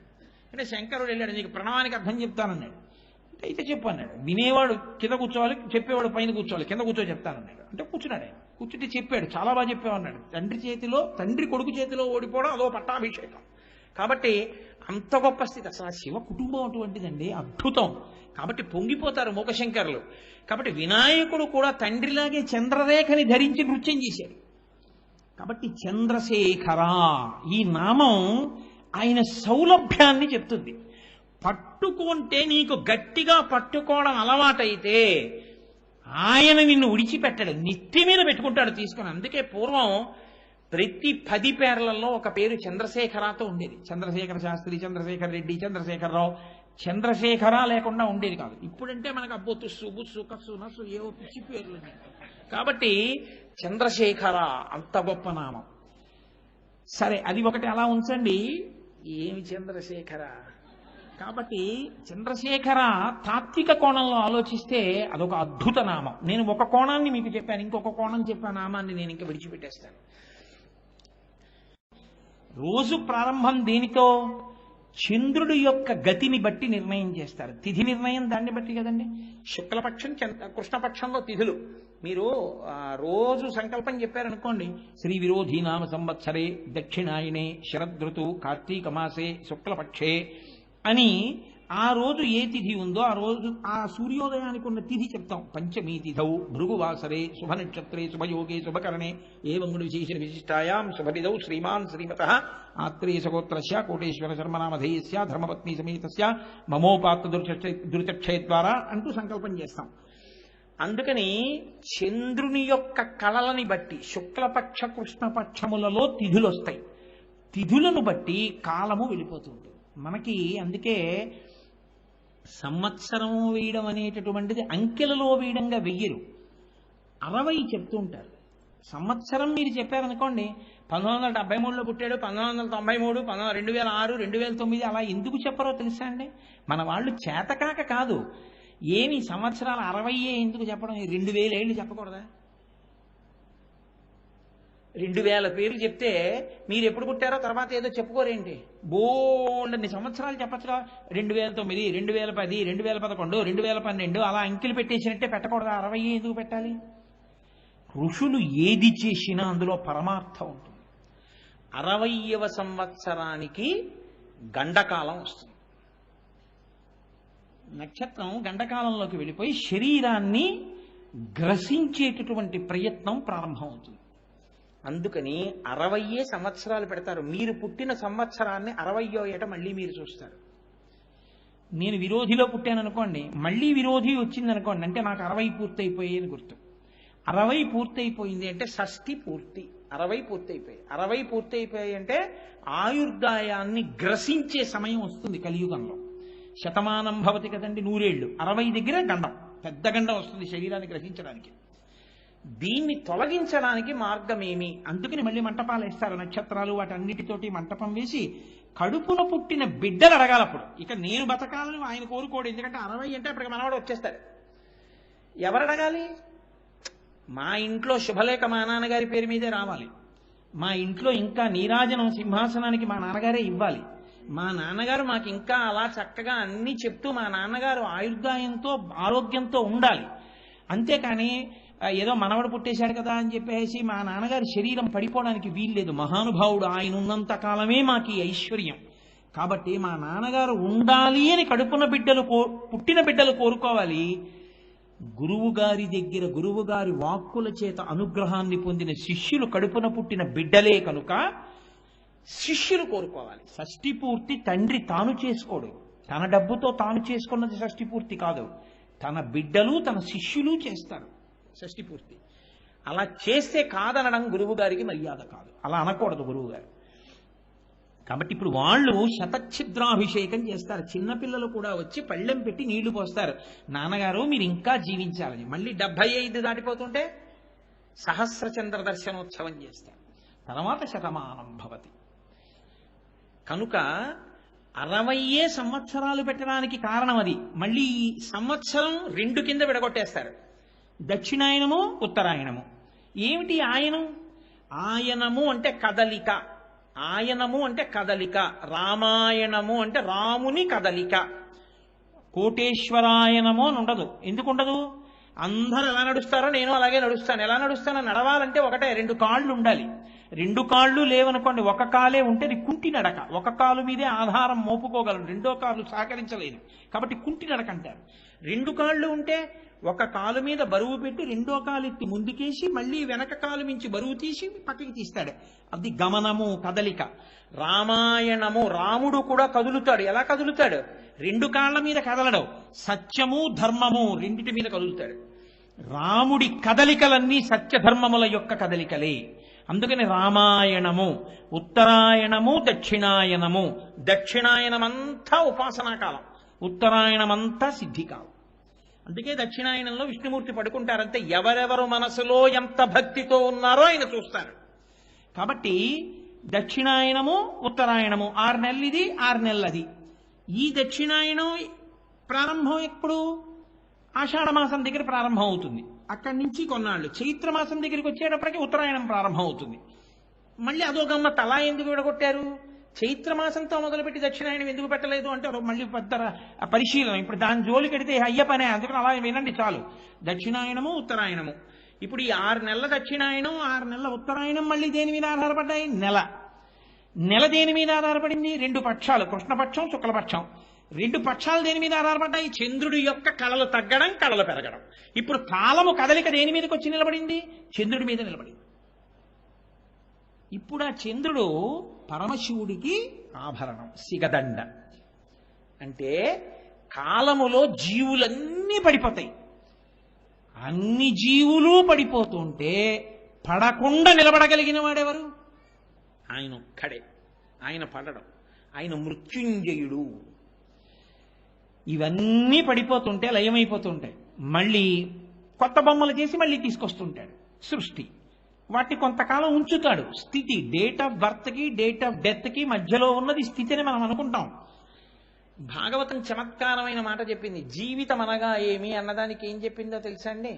నీవు చేసిన సంకల్పములలో సిద్ధించినప్పుడు నువ్వు పొందిన సుఖము ప్లస్ నీవు సంకల్పములు చేసినప్పుడు తీరనప్పుడు నువ్వు ఏడ్చిన ఏడుపు ప్లస్ సంకల్ప వికల్పములు కలగడానికి అవకాశం లేకుండా నీ మనసు ఆత్మలోకి విడిపోయి పడుకున్న స్థితి ఈజ్ ఈక్వల్ టు జీవితము. అంతే. ఎంత చమత్కారం చూడండి. ఏమిటి జీవితం? రేపు మా అమ్మాయి వస్తే బాగుండు అనుకున్నాను అనుకోండి, మా అమ్మాయి ఇచ్చింది అనుకోండి సుఖం. మా అమ్మాయి వస్తే బాగుండు రాలేదనుకోండి దుఃఖం. కాబట్టి సుఖము ప్లస్ దుఃఖము. ఓ రోజులో అన్ని సుఖాలు ఉండవుగా, కొన్ని దుఃఖాలు ఉంటాయి. 11 అయిపోయింది, ఇంకా సంకల్పం లేదు వికల్పం లేదు, మనసు నిద్రపోయింది, ఆత్మలోకి పోయింది, ఏమీ తెలియదు, పడుకున్నాను. ప్లస్ అది ఈజ్ ఈక్వల్ టు జీవితము. కాకుండా ఇంకేమైనా ఉంది ఏంటి? ఇంకేముంది? అదే జీవితం. అలా ఉండకు, వీటిని దాటు. వీటిని దాటడము వైరాగ్యం. సంకల్ప వికల్పాతీత స్థితి యందు నిలబడగలడం. ఇది కావాలని కోరిక లేదు, ఇది ఇలా ఉందేమని దాని మీద వ్యగ్రత లేదు. అలా ఉండగలిగితే వైరాగ్యం. అంటే మనస్సు మీద ఉంటుంది వైరాగ్యం, శరీరానికి సంబంధించింది కాదు. అది చెప్పడానికి ఆ కోణంలో వస్తారు మళ్ళీ. కాబట్టి ఇప్పుడు కాలాతీతుడు, కాలమునకు ఆయన లొంగడు, కాలమాయనకి ఆభరణము. ఆయన ఎంత కాలం అనుగ్రహిస్తాడో అంత కాలము ఆ చంద్రుడు పెరుగుతూ తరుగుతూ ఉంటాడు. ఒకప్పుడు ఆయన అంటాడు ఇక అవసరం లేదంటాడు, సమస్త జగత్తుని తనలోకి తీసేసుకుంటాడు. అప్పుడు ఇక లోకమనేటటువంటిది ఏముండదు, మహాప్రళయము అంటారు. మహాప్రళయమునందు సమస్తాన్ని ఈశ్వరుడు గ్రసిస్తాడు అంది. గ్రసించుట అంటే ఏమిటో తెలుసు? కష్టపడి చంపేయడం అలాంటి పిచ్చి పనులు కావు. గ్రసించడం అంటే ఇది పెద్ద నవలడం ఏంటి అని చాలా తేలికగా పంటిని ఉపయోగించవలసిన అవసరం లేకుండా, అంటే మీకు బాగా నేను తేలిగ్గా చెప్పాలంటే, వేసవి కాలంలో మంచి రోహిణీ కార్తిలో ఫ్రిడ్జ్లో పెట్టినటువంటి సీడ్లెస్ ఎర్రగా ఉన్న కిస్మిస్ పళ్ళు శుభ్రంగా ముచికెళ్ళ నుంచి తీసేసి కడిగేసి పళ్ళెంలో వేసి మీకు ఇస్తే, ఇలా పండు తీసుకుని నోట్లో వేసుకొని పంటి అవసరం లేకుండా నాలికతో అంటే టుప్పని చిట్లి తీయటి రసం వస్తే మింగేసినట్లు పెద్ద ప్రమేయం లేకుండా హేళగా చెయ్యగలిగితే దాన్ని గ్రసించుట, మింగేశాడంటే. ఈశ్వరుడు ఈ జగత్తులన్నింటినీ గ్రసించేస్తాడు. మహాగ్రాస మహాసన అని అందుకు లలితాసహస్రంలో పేరు. మహాగ్రాస, ఆవిడ అలా గ్రసిస్తుంది, అలా తీసుకుంటుంది శివశక్తి. కాబట్టి తత్వపరిశీలనం చేస్తే అన్ని ఒకటిలోకే వచ్చేస్తాయి. ఈ శక్తి ఆయనది, ఆయన మాత్రం అలాగే ఉంటాడు. ఇప్పుడు దానివల్ల మీకేమిటి ఉపయోగం? ఇక మళ్ళీ కాలంలో పుట్టవలసిన అవసరం లేకుండా, రెండోది నేను అనక్కర్లా, మళ్ళీ పుట్టుక లేదు అంటే ఇంకోటి ఏమిటి లేదు, మళ్ళీ చావు లేదు కదండి. పుడితే కదా చావు, పుడితే చావు తప్ప పుట్టని వాడికి చావు ఎక్కడుంది? కాబట్టి ఎన్ని చావులు మిగిలి ఉంటాయి? ఒక్కటే చావు మిగిలి ఉంటుంది. ఈ జన్మలో చావు ఒకటే చావు, ఇదే చిట్ట చివరి చావు. అందుకే పరమశివుడి దగ్గరికి వెళ్ళి ఒక గడుసుక అన్నాడు, ఈశ్వర నేను ఇదే చిట్ట చివరి నమస్కారం నీకు అన్నాడు. ఎందుకని? గత జన్మలలో నమస్కరించలేదు కాబట్టి చిత్తశుద్ధితో ఇప్పుడు పుట్టాను. ఇప్పుడు చిత్తశుద్ధితో నమస్కరిస్తున్నాను కాబట్టి ఇక నేను పుట్టాను. కాబట్టి ఇదే నా చివరి నమస్కారం. అంటే ఒక నమస్కారమే పుట్టకుండా చేయించగలదు ఆయన దగ్గర, చిత్తశుద్ధితో నిలబడగలిగితే. అంతటి సులభుడు కాలాతీతుణ్ణి నిన్ను చెయ్యగలడు, ఇక మళ్లీ పుట్టకుండా చెయ్యగలడు. పునరపి జననం పునరపి మరణం పునరపి జననీ జఠరే శయనం దిహ సంసారే బహుదుస్తారే కృపయాపారే పాహిమురారే.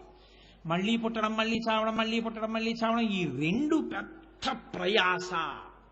ఎంత కష్టమో!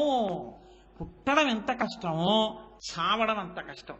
చావడం ఎంత కష్టమో పుట్టడం అంత కష్టం. ఇప్పుడు నేను ఆ ప్రక్రియ అంతా చెప్పడం సాధ్యమయ్యే విషయం కాదు, కానీ అసలు పుట్టడం మీరు చదివితే వణికిపోతారు. అయ్య బాబోయ్, చావడమే తేలికేమోరా అనిపిస్తుంది. అంత కష్టం పుట్టుక. పుట్టుకలో అంత కష్టం, మరణంలో అంత కష్టం. కానీ చిత్రం ఏమిటంటే, నాకెందుకు వస్తుందండి అని కలిపేస్తాడు.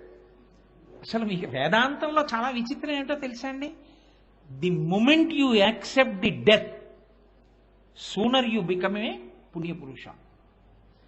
మీరు మరణము ఉంది అని అంగీకరించిన ఉత్తర క్షణంలో మీ పాప జీవనము ఆగిపోతుంది. ఎందుకో తెలుసా అండి? ఒకరికి జవాబుదారి ఇది వెళ్ళిపోతుందండి అని అంగీకరించగలిగాడు అనుకోండి, ఎస్ వెళ్తుందండి, ఇది మా తాతగారు వెళ్ళారు, మా నాన్నగారు వెళ్ళారు, ఇది కూడా వెళ్ళిపోతుంది, ఉండదు. ఇది ఏదో కొంతకాలం ఉంటుంది, ఎప్పుడూ మాత్రం ఉండిపోవడం సాధ్యం కాదు. ఇది వెళ్ళిపోతుందండి ఎప్పుడో ఒకప్పుడు. ఎప్పుడో ఒకప్పుడు వెళ్ళిపోతే ఇది పడిపోతుంది. మరి ఇందులో ఉన్న జీవుడు ఎవరి దగ్గరికో వెళ్ళి నించుంటాడు. నీకు అది ఇచ్చానుగా శరీరం, ఏం చేశావు దాంతో? ఏం చేశానని చెప్పాలి?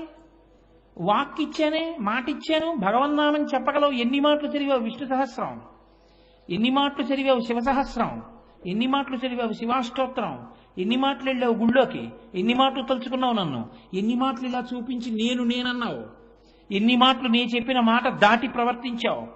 ఈ పాటి దానికి నీకు మళ్ళీ ఇదెందుకు, ఇంకోటి ఇస్తున్నాను వెళ్ళు అంటాడు. అప్పుడేమైపోవాలి అన్న భయం ఉందనుకోండి, అమ్మో బాబాయ్ వాడికి లెక్క చెప్పాలి, ఎందుకు వచ్చిందండి బాబు, ఇక్కడే అక్కర్లేనివన్నీ తీసుకొస్తే వెనక పంచుకునే వాళ్ళు వేరే ఉంటారు, తర్వాత నేను పడాలి ఈ యాతనంతాను, నాకు వద్దండి అంటాడు కదండి. ఈ మనుజేశ్వరాభములకిచ్చి పురమ్ములు వాహనమ్ములు సొమ్ములు కొన్ని పుచ్చుకొని సొక్కి శరీరము వాసి కాలుచే సమ్మెటవాటలంబడక సమ్మతి శ్రీహరికిచ్చి చెప్పే ఈ బమ్మెర పోతరాదొకడు భాగవతంబు జగద్దితంబుగా. ఎవడకు కావాలి నువ్వు ఇచ్చే అగ్రహారాలు, ఎవడకు కావాలి నువ్వు ఇచ్చే బిరుదులు, ఎవడకు కావాలి నువ్వు ఇచ్చే డబ్బు, వెనక వాళ్ళు పంచుకుంటారు. నా జీవుడో అమ్ముకున్నావు కదరా అని యమధర్మరాజు గారు సుత్తులు పెట్టి కొడుతుంటే జవాబు చెప్పుకోలేక ఏడవాలి, నాకు అక్కర్లేదు, నేను ఈశ్వరుడికి ఇచ్చేస్తున్నానని సమ్మతి శ్రీహరికి ఇచ్చే చెప్పే ఈ బమిర పోతరాజు ఒకడు. పోతన గారు నేను రామార్పణం చేసుకుంటున్నాను భాగవతం, నాకు అక్కర్లేదు ఈ బిరుదులు, నాకు అక్కర్లేదు ఈ బహుమానాలు అన్నారు. అది దృఢభక్తి. అటువంటి భక్తి కలిగిన వాడు ఎక్కడికెడతాడు? ఈశ్వరుల్లోకి వెళ్ళిపోతాడు, కాలాతీతుడైపోతాడు. అందుకే చంద్రశేఖర శబ్దం లేని ప్రార్థన ఉండదు. ఏనం పాణౌ శిరసి తరుణోల్లాసమేణాంకకండం పార్శ్వే వామే వపుషు తరుణీ దృక్షుకారుణ్యలీలాం భూతిం పాలే స్మితమపి ముఖే గంగామంభక్కపద్దే బిభ్రత్ప్రేమ్నా భువనమఖిలం శ్రీగిరీశ సపాయాత్ సోమోత్తం చతురపరిషదామేష జీవాతురీశ పాశచ్ఛేత్తాపతయుగజుషాం పుల్లమల్లీనికాశ ధ్యేయో దేవ ప్రకటితవధూరూపవామాత్మభాగ శ్రీశైలాగ్రే కలతి వసతాం విశ్వరక్షాధురీణ అంటారు. విశ్వరక్షాధురీణ, ఆయన విశ్వరక్షాధురీణుడు, కాలాతీతుడు, కాలము ఆయనకు సిగదండగా అలంకరించుకున్నవాడు, కాలమును కొలవడానికి ఏది ఉంటుందో దాన్ని పెట్టుకున్నవాడు. అందుకే శంకర భగవత్పాదులు ఒక అమృత భాండం లాంటి శ్లోకం ఒకటి ఇచ్చారు ఈ జాతికి. ఆయుర్నశ్యతి పశ్యతాం ప్రతిదినం యాతి క్షయం యవ్వనం ప్రత్యాయాంతి గతాః పునర్న దివసాః కాలో జగద్భక్షకః లక్ష్మీస్తో యతరంగ భంగ చపలా విద్యుచ్చలం జీవితం తస్మాన్ మాం శరణాగతిం కరుణయా త్వం రక్ష రక్షాధునా. భావం తెలిసి భక్తితో ఒక్క మారు ఈశ్వరుడి మ్రోల చదువుకున్నా చాలు, ఆయన పైకెత్తి పట్టుకుని తొడ మీద కూర్చోబెట్టుకుంటాడు. ఈశ్వర ఆయుర్నశ్యతి పశ్యతాం ప్రతిదినం యాతి క్షయం యవ్వనం. ఏమిటో అది అంటున్నాను ఇది అంటున్నాను, సూర్యోదయం అయింది సూర్యాస్తమయం అయిందంటే రోజులో సగం అయిపోయింది, చంద్రోదయం అయి చంద్రాస్తమయం అయిందంటే ఇంకో రోజు వెళ్ళిపోయింది. యవ్వనం అయిపోతోంది, వార్ధక్యం అయిపోతోంది. అది సంపాదించాను ఇది సంపాదించాను, ఇవాళ బోనస్ పేమెంట్ అవుతోంది, రేపు పొద్దున జీతాలు వస్తాయి, ఎల్లుండి డిఏ రియర్స్ వస్తాయి, ఆ రోజున వేసిన రియర్స్ వస్తాయని లక్ష్మీస్తో యతరంగ భంగ చపలా విద్యుచ్చలం జీవితం. మెరుపు ఎంతసేపు ఉంటుందో అంతసేపు ఉండి ఇది వెళ్ళిపోతోంది, జీవితం అయిపోతోంది. నళినీదళగత జలమతి తరళం తత్వజ్జీవితమతిశయ చపలం విద్ధిర్వ్యాధ్యభిమానగ్రస్తం లోకం శోకచ హంత సమస్తం. ఎప్పుడూ దేనికో ఏడుస్తూనే జీవితం గడిపేశాడు, అయిపోయింది. ఈశ్వర ఆయుర్దాయం వెళ్ళిపోతోంది, నేనా తెలుసుకోలేకపోతున్నాను. ఇంకా వచ్చే రోజులు వచ్చే రోజులు వచ్చే రోజులు వచ్చే రోజులు ఏదో మురిసిపోతున్నాను అంతే. డైరీలో ఇది చెప్దాం అది చెప్దాం, ఈ పూజ చేద్దాం ఆ పూజ చేద్దాం, డైరీలో ఒక్కనాడు రాసింది లేదు. ఎప్పుడు డైరీలో పెళ్ళం పుట్టినరోజు, నా పుట్టినరోజు, మా అబ్బాయి పుట్టినరోజు, మా అమ్మాయి పుట్టినరోజు, మా నాన్నగారి తద్దినం, మా అమ్మగారి తద్దినం, లేకపోతే ఏ రోజున హనీమూన్ ఎడదాం, లేకపోతే ఊటీ ఎక్కడికి ఎడదాం, ఇంకో చోటుకి ఎడదాం తప్పించి ఈ రోజు నుంచి ఈ రోజు వరకు 3 రోజులు మౌన దీక్ష, ఈ రోజు నుంచి ఈ రోజు వరకు మౌనంగా 5 రోజుల పాటు పంచాక్షరి జపము, ఈ రోజు నాడు గోసేవ, ఈనాడు 10 మందికి నా దగ్గర ఉన్నటువంటి శాలువాలన్నీ బహూకరణ, ఇలా నేను మార్చేసిందేది నా డైరీలో. ఫలానా రోజు నుంచి ఫలానా రోజు వరకు దీక్షతో ఉపన్యాసములో ఏది అసలు రాసిందేది, చేసిందేది అయిపోతోంది. ఈశ్వర నాకు బుద్ధి కలగట్లేదు. మాకురు ధన జన యవ్వన గర్వం హరతి నిమేషత్కాల సర్వం మాయామయమిదమగిలం హిత్వా బ్రహ్మపదంతం ప్రవిశ విదిత్వ. నేనింత అందగాడిని అంటాడు, నేనింత అధికారిని అంటాడు, నేను పరిపాలకుడిని అంటాడు. ఉత్తర క్షణంలో దిక్కులేని పీనుగా. ఎవరికి తెలుసు ఎవడు ఎక్కడ ఎప్పుడు పడిపోతాడో, ఎవడు ఎక్కడ ఎలా ఎవరి శరీరం పడిపోతోందో. ఇది తెలియకపోతే, తెలుసుకోకపోతే, ఈశ్వరానుగ్రహంగా జీవితాన్ని మలుచుకోకపోతే మాకురు ధనజన యవ్వన గర్వం, ధనము జనము యవ్వనము అన్న గర్వాన్ని కాలము గ్రసించేస్తుంది. హరతి నిమేషత్కాల సర్వం. ఫోటోకి ఎడం చేతి పక్కన కాకుండా కుడి చేతి పక్కన తేదీ వేసేశారో అయిపోయింది. ఇంకా తర్వాత ఎవడో గైడ్లు పెట్టాలని నువ్వు కోరుకోవాలంతే. వాడు వెళ్ళాడో పెట్టాడో, వాడు 11 రూపాయలు గోదానం అంటాడు. వాడు గోవుని తెచ్చి చేస్తాడా? వాడు గోవుని తెచ్చి కూడా చేయడు వాడు. అందుకే శంకరుడు ఉదారుడు. ఆయన ఏం చేశాడో తెలుసా అండి? మహానుభావులండి. పరమేశ్వర తత్వాన్ని మీరు ఆలోచన చేయండి. నామరూపాలతో ఏముంది, నా బుర్ర అది పట్టు కూర్చుంటే వచ్చేది ఏమి ఉండదు. శంకరుడు కైలాస పర్వతం మీద తపోనిష్టలో కూర్చునున్నాడు. ఆవులన్నీ చుట్టూ చేరే. నేను మహాభారతం అనుశాసనిక పర్వంలోంచి చెప్తున్నాను ఇప్పుడు చెప్పేది. ఏదో ఈయన కట్టుకథలు చెప్తున్నాడని మీరు అనుకోకండి. ఆధారం లేని నేనేం చెప్పను. ఆయన తపోనిష్టలో ఉన్నాడు, కూర్చునున్నాడు. ఆవులన్నీ ఆయన చుట్టూ చేరితే ఒక ఆవు పాలు దూడ తాగుతోంది. దూడ ఆవు పాలు తాగడంలో ఒక చమత్కారం ఉంటుంది. మీరు పాలు పిండితే అది రాదు, ఆ దూడ తాగితేనే వస్తుంది. దూడ ఇలా ఇలా ఇలా తాగుతూ తాగుతూ పొదుగుని గుద్దుతుంటుంది. ఆ తాగేటప్పుడు దాని మూతి 2 పక్కలా కూడా ముట్టి 2 పక్కల బోల్డంత నొరగొస్తుంది. అలా నొరగొచ్చింది. కైలాస పర్వతం మీద గాలికి ఎగిరి ఆ నొరగ తుంపర్లు శంకరుడి యొక్క జటాజూటం మీద పడ్డాయి. పడితే శంకరుడు కళ్ళు తెరిచి చూశాడు. ఆయనకి తెలియక కాదు, ఆయనకి కోపం వచ్చి కాదు. ఆయన వెంటనే ఇలా చూసి, ఓ ధేనువులారా, మీరు మీ నోటి ఎంగిలిని నా మీద పడేశారు తీసుకొచ్చి అని కించిత్ ఎర్రగా చూశాడు. అవి చచ్చిపోలేదు, అది విచిత్రం. ఆయన నిజంగా 3వ కన్ను తెరిస్తే మన్మధుడు కాలిపోయాడు. ఆయన చంపాలని కాదు, ఆయన 3వ కంటిలోని ఎర్రటి కాంతి వెళ్ళి గోవులు కొన్నిటి మీద పడింది. పక్కన ఉన్న గోవులు పారిపోయాయి. ఎదురుగుండా ఉన్న గోవులు ఎర్రగా అయిపోయాయి. కొన్నిటి మీద పడనట్టు పడి ఎర్ర మచ్చపడ్డాయి, పారిపోయేవి. ఏదీ చచ్చిపోలేదు. బ్రహ్మగారు పరిగెత్తుకొచ్చాడు. అయ్య బాబోయ్, గోవుని రక్షించాలి కదా శంకరా, మీరేమిటి గోవు మీద 3వ కన్ను తెరిచారన్నాడు. నేనేం తెలియక తెరవలేదు. గోక్షీరం తాగుతున్నప్పుడు ధేనువు యొక్క నురుగు నా జటాజూటం మడిపడింది. అంటే బ్రహ్మగారు అన్నాడు, సృష్టిలో ఆ ఎంగిలి కాని పదార్థములంటూ ఉంటే ఉన్నవి 2. ఏమిటో తెలుసా అండి? ఒకటి ఆత్మ. ఎందుకో తెలుసా? ఆత్మ మౌనంలో అనుభవానికి వస్తుంది, వాక్కుతో తెలియదు. కాబట్టి వాక్కు ఎంగిలి, నోట్లోంచి కదా వస్తుంది వాక్కు. ఎంగిలైన వాక్కుకి ఆత్మానుభవం లేదు, అది అనుభవింపబడేదే కానీ అనుభవం చెప్పేది కాదు. కాబట్టి ఆత్మానుభవము ఎంగిలి చేయబడదు. 2 గోక్షీరమునకు ఎంగిలి లేదు. దూడ తాగి విడిచిపెట్టిన పాలని దూడ యొక్క ఉమ్ముతో ఉన్న పితుకులని పితికినప్పుడు ఆ ఉమ్ముతో కలిసి పాలు పడ్డా గోక్షీరం ఎంగిలి కాదు. కాబట్టి శంకరా, మీకు తెలియంది కాదు. ఈశాన సర్వ విద్యానాం ఈశ్వర సర్వభూతానాం బ్రహ్మాధిపతిర్ బ్రహ్మణోధిపతిర్ బ్రహ్మ శివోమే అస్తు సదాశివోం. అటువంటి మీరు గోవుల్ని ఎందుకు ఎర్రగా చేశారన్నారు. ఆయన అన్నారు, గోవు సహజంగా చాలా గొప్పది. అంత గొప్పదైనటువంటి గోవుకి నేను ఇవాళ శివ తేజస్సు కూడా కలిపాను కొత్తగా. అందుకే ధేనువులలో ఏ వేటి మీద నా దృష్టి పడిందో ఆ ఆవులన్నీ కూడా ఎర్రటి రంగులో పుడుతుంటాయి. వాటి జాతి అంతా అవి గోవులలో కపిల గోవులు.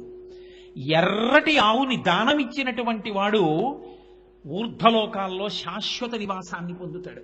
కపిల గోవు పాలతో క్షీరాన్ని తీసుకెళ్లి శివలింగానికి అభిషేకం చేసినవాడు అంత గొప్ప స్థితిని పొందుతాడు. కానీ మీరు ఒకటి గుర్తుపెట్టుకోవాలి, గోదానం చేసే రోజున గోదానం చేసే వరకు ఏమీ తినకూడదు, ఉపవాసంతో చేయాలి. కాబట్టి అంత గొప్పదిగా పరమశివుడు గోవు యొక్క మహాత్యాన్ని వర్ణిస్తాడు. అంత గొప్ప గోవులు కనుక గోష్టంలోకి వెళ్ళి లక్ష్మీదేవి అడిగింది, ఓ గోవులారా, పరమశివుడు అంతటి వాడు వాటి మూపురం శివలింగంగా ఉంటుంది, మూపురంలో శివుడు ఉంటాడు, శివుడంతటి వాడు మీలో ఉన్నాడు, మిమ్మల్ని కపిల గోవులుగా మార్చాడు, కాబట్టి నేను మీలో ఏదన్నా నాకు అవకాశం ఇవ్వండి, మీ దగ్గర ఉంటానంది. అవన్నా ఎవరికైనా ఇస్తాం, లక్ష్మి నిన్ను మాత్రం మా దగ్గరికి రానివ్వమంది. ఏమి నేనేం తప్పు చేశానంది ఆవిడ. నువ్వు చెంచల ఉండవు, ఇలా ఉంటావు, అలా వెళ్ళిపోతావు, బాధపడుతుంటారు వెళ్ళిపోతే, అందుకు నువ్వు వద్దు మా దగ్గర, నువ్వు వెళ్ళిపో అన్నారు. అంటే ఆవిడంది మీకు తెలియనిది కాదు, నేను ఉండడము అనుగ్రహించడానికే, వెళ్ళిపోవడము అనుగ్రహించడానికి. రాక్షసుల దగ్గర ఉండకుండా వెళ్ళిపోతాను కాబట్టి రాక్షసులు దుర్వాడబడుతున్నారు, లేకపోతే వాళ్ళు పాడు చేసేరు లోకాన్ని, వాళ్ళకి లక్ష్మీ కటాక్షం ఉంటే. దేవతలు భగవద్భక్తులు కనుక వాళ్ళ దగ్గర ఉంటూ ఉంటారు, నా కదలికల వలన లోకాన్ని కాపాడుతూ ఉంటాను తప్ప ఉత్తినే ఏదో నాకు ఉండడం ఇష్టం లేక వెళ్ళిపోయే స్వభావం ఉన్నదాన్ని కాను, లోకరక్షణ కొరకు వెళ్ళిపోతాను. భక్తితో ఉంటే ఉంటాను, భక్తితో ఉండకపోతే వెళ్ళిపోతూ ఉంటాను. అవన్నీ లోకానికి నీ వైభవాన్ని తెలియచేయడం కోసం నీతో చెప్పించాం, కానీ నీ గొప్పతనం తెలియని వాళ్ళం కాం, మా పేడలో ఉండండి. ఆవిడంది గోమయం చాలా గొప్పది, నేను ఇక నుంచి మీ పేడలో నివాస స్థానాన్ని పొందుతానంది. అందుకే గోవు వెనక తట్టుతో పాటు గోమయం లక్ష్మీ స్థానం. ఇంటిని గోమయంతో అలుకుతారు, అలికి ముగ్గు పెడితే లక్ష్మీదేవి వచ్చి కూర్చుంటుంది. అందుకే దేవీ నవరాత్రులు చేసినా కూడా శాస్త్రం ఏం చెప్పిందో తెలుసా అండి, అమ్మవారిని నిలబెట్టే మంటపం వేసే ముందు గోమయంతో అలికి ముగ్గు పెట్టి మంటపం వేయాలి. ఇప్పటికీ మీరు గోకర్ణ క్షేత్రానికి వెడితే ఒకసారి మా గోపాలకృష్ణ గారి నాయకత్వంలో మేము అందరం వెళ్ళాం. అక్కడ భోజనాలు పెట్టి మళ్ళీ భోజనాలు పెట్టాలి అంటే మనలా ఏదో తడిగుడ్డట్టుకు వచ్చి తుడిచేసి పెట్టరు, గోమయం తీసుకొచ్చి గోమయంతో అలికేసి మళ్ళీ అన్నం పెడతారు. గోమయంతో అలిగితే శుద్ధి అయిపోతుంది. గోమయం అంత గొప్పది. అసలు మీరు గోవు గోమయం గురించి వింటే ఆశ్చర్యపోతారు. సరే, నేను ఇంతకీ గోవు గురించి మీతో ఎందుకు ప్రస్తావన చేయవలసిన అవసరం ఏర్పడింది అంటే, శివుడంటే అంత ఉదారుడు, లోకమునందు పవిత్రమైన వాటిని మరింత పవిత్రం చేస్తుంటాడు, మరింత కాపాడుతుంటాడు, మరింత రక్షిస్తుంటాడు. అంత మంగళప్రదుడు, జగత్తుకి తండ్రి, మహానుభావుడు. అటువంటి వాడు చంద్రశేఖరుడై, కాలాతీతుడై, మన్ని కూడా కాలంలో గ్రసింపబడకుండా ఆయన పాదములు పట్టుకుంటే పైకెత్తి నెత్తి మీద పెట్టుకోవడానికి ఆయన సిద్ధంగా ఉన్నాడు, అనుగ్రహించడానికి సిద్ధంగా ఉన్నాడు. అరే రే, ఆయన పాదములు పట్టక పాడైపోయాను, ఇప్పుడు నేను ఆయన పాదములు పట్టి రక్షింపబడాలి. కార్తీక మాసంలో సన్నజాజులు బాగా వస్తాయి, సన్నజాజి పూలతో పూజ చేస్తారు శివలింగానికి కార్తీక మాసంలో.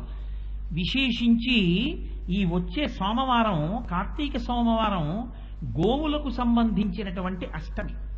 పరమశివుడు, లక్ష్మీదేవి, శ్రీమన్నారాయణుడు అందరూ ఆ రోజున దేనితో ప్రీతి చెందుతారో తెలుసా అండి? మీరు గుళ్లల్లోకి గోపురానికి వెడితే కాదు, ఆ రోజున గోపూజ చేయాలి. ఆ రోజున వాటికి అరటిపండో, బియ్యమో, బెల్లం మొక్కో ఏదో ఒకటి పెట్టాలి. గోవుని దర్శించకుండా, గోవుకి ప్రదక్షిణం చెయ్యకుండా ఎవ్వరూ ఉండకూడదు. నేను ఇప్పుడే వస్తూ మాట్లాడాను ఆ రోజు గోపూజలు ఎక్కడ పెట్టాలి అన్న విషయం గురించి.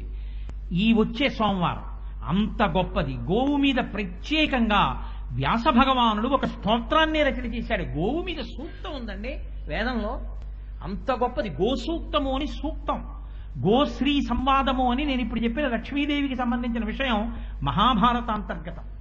కాబట్టి అంత గొప్ప తిథి కార్తీక మాసంలోనే వస్తోంది. లోకాన్ని ఇన్ని రకాలుగా అనుగ్రహించినటువంటి మహానుభావుడు నా తండ్రి పరమేశ్వరుడు. కాబట్టి ఇవాళకి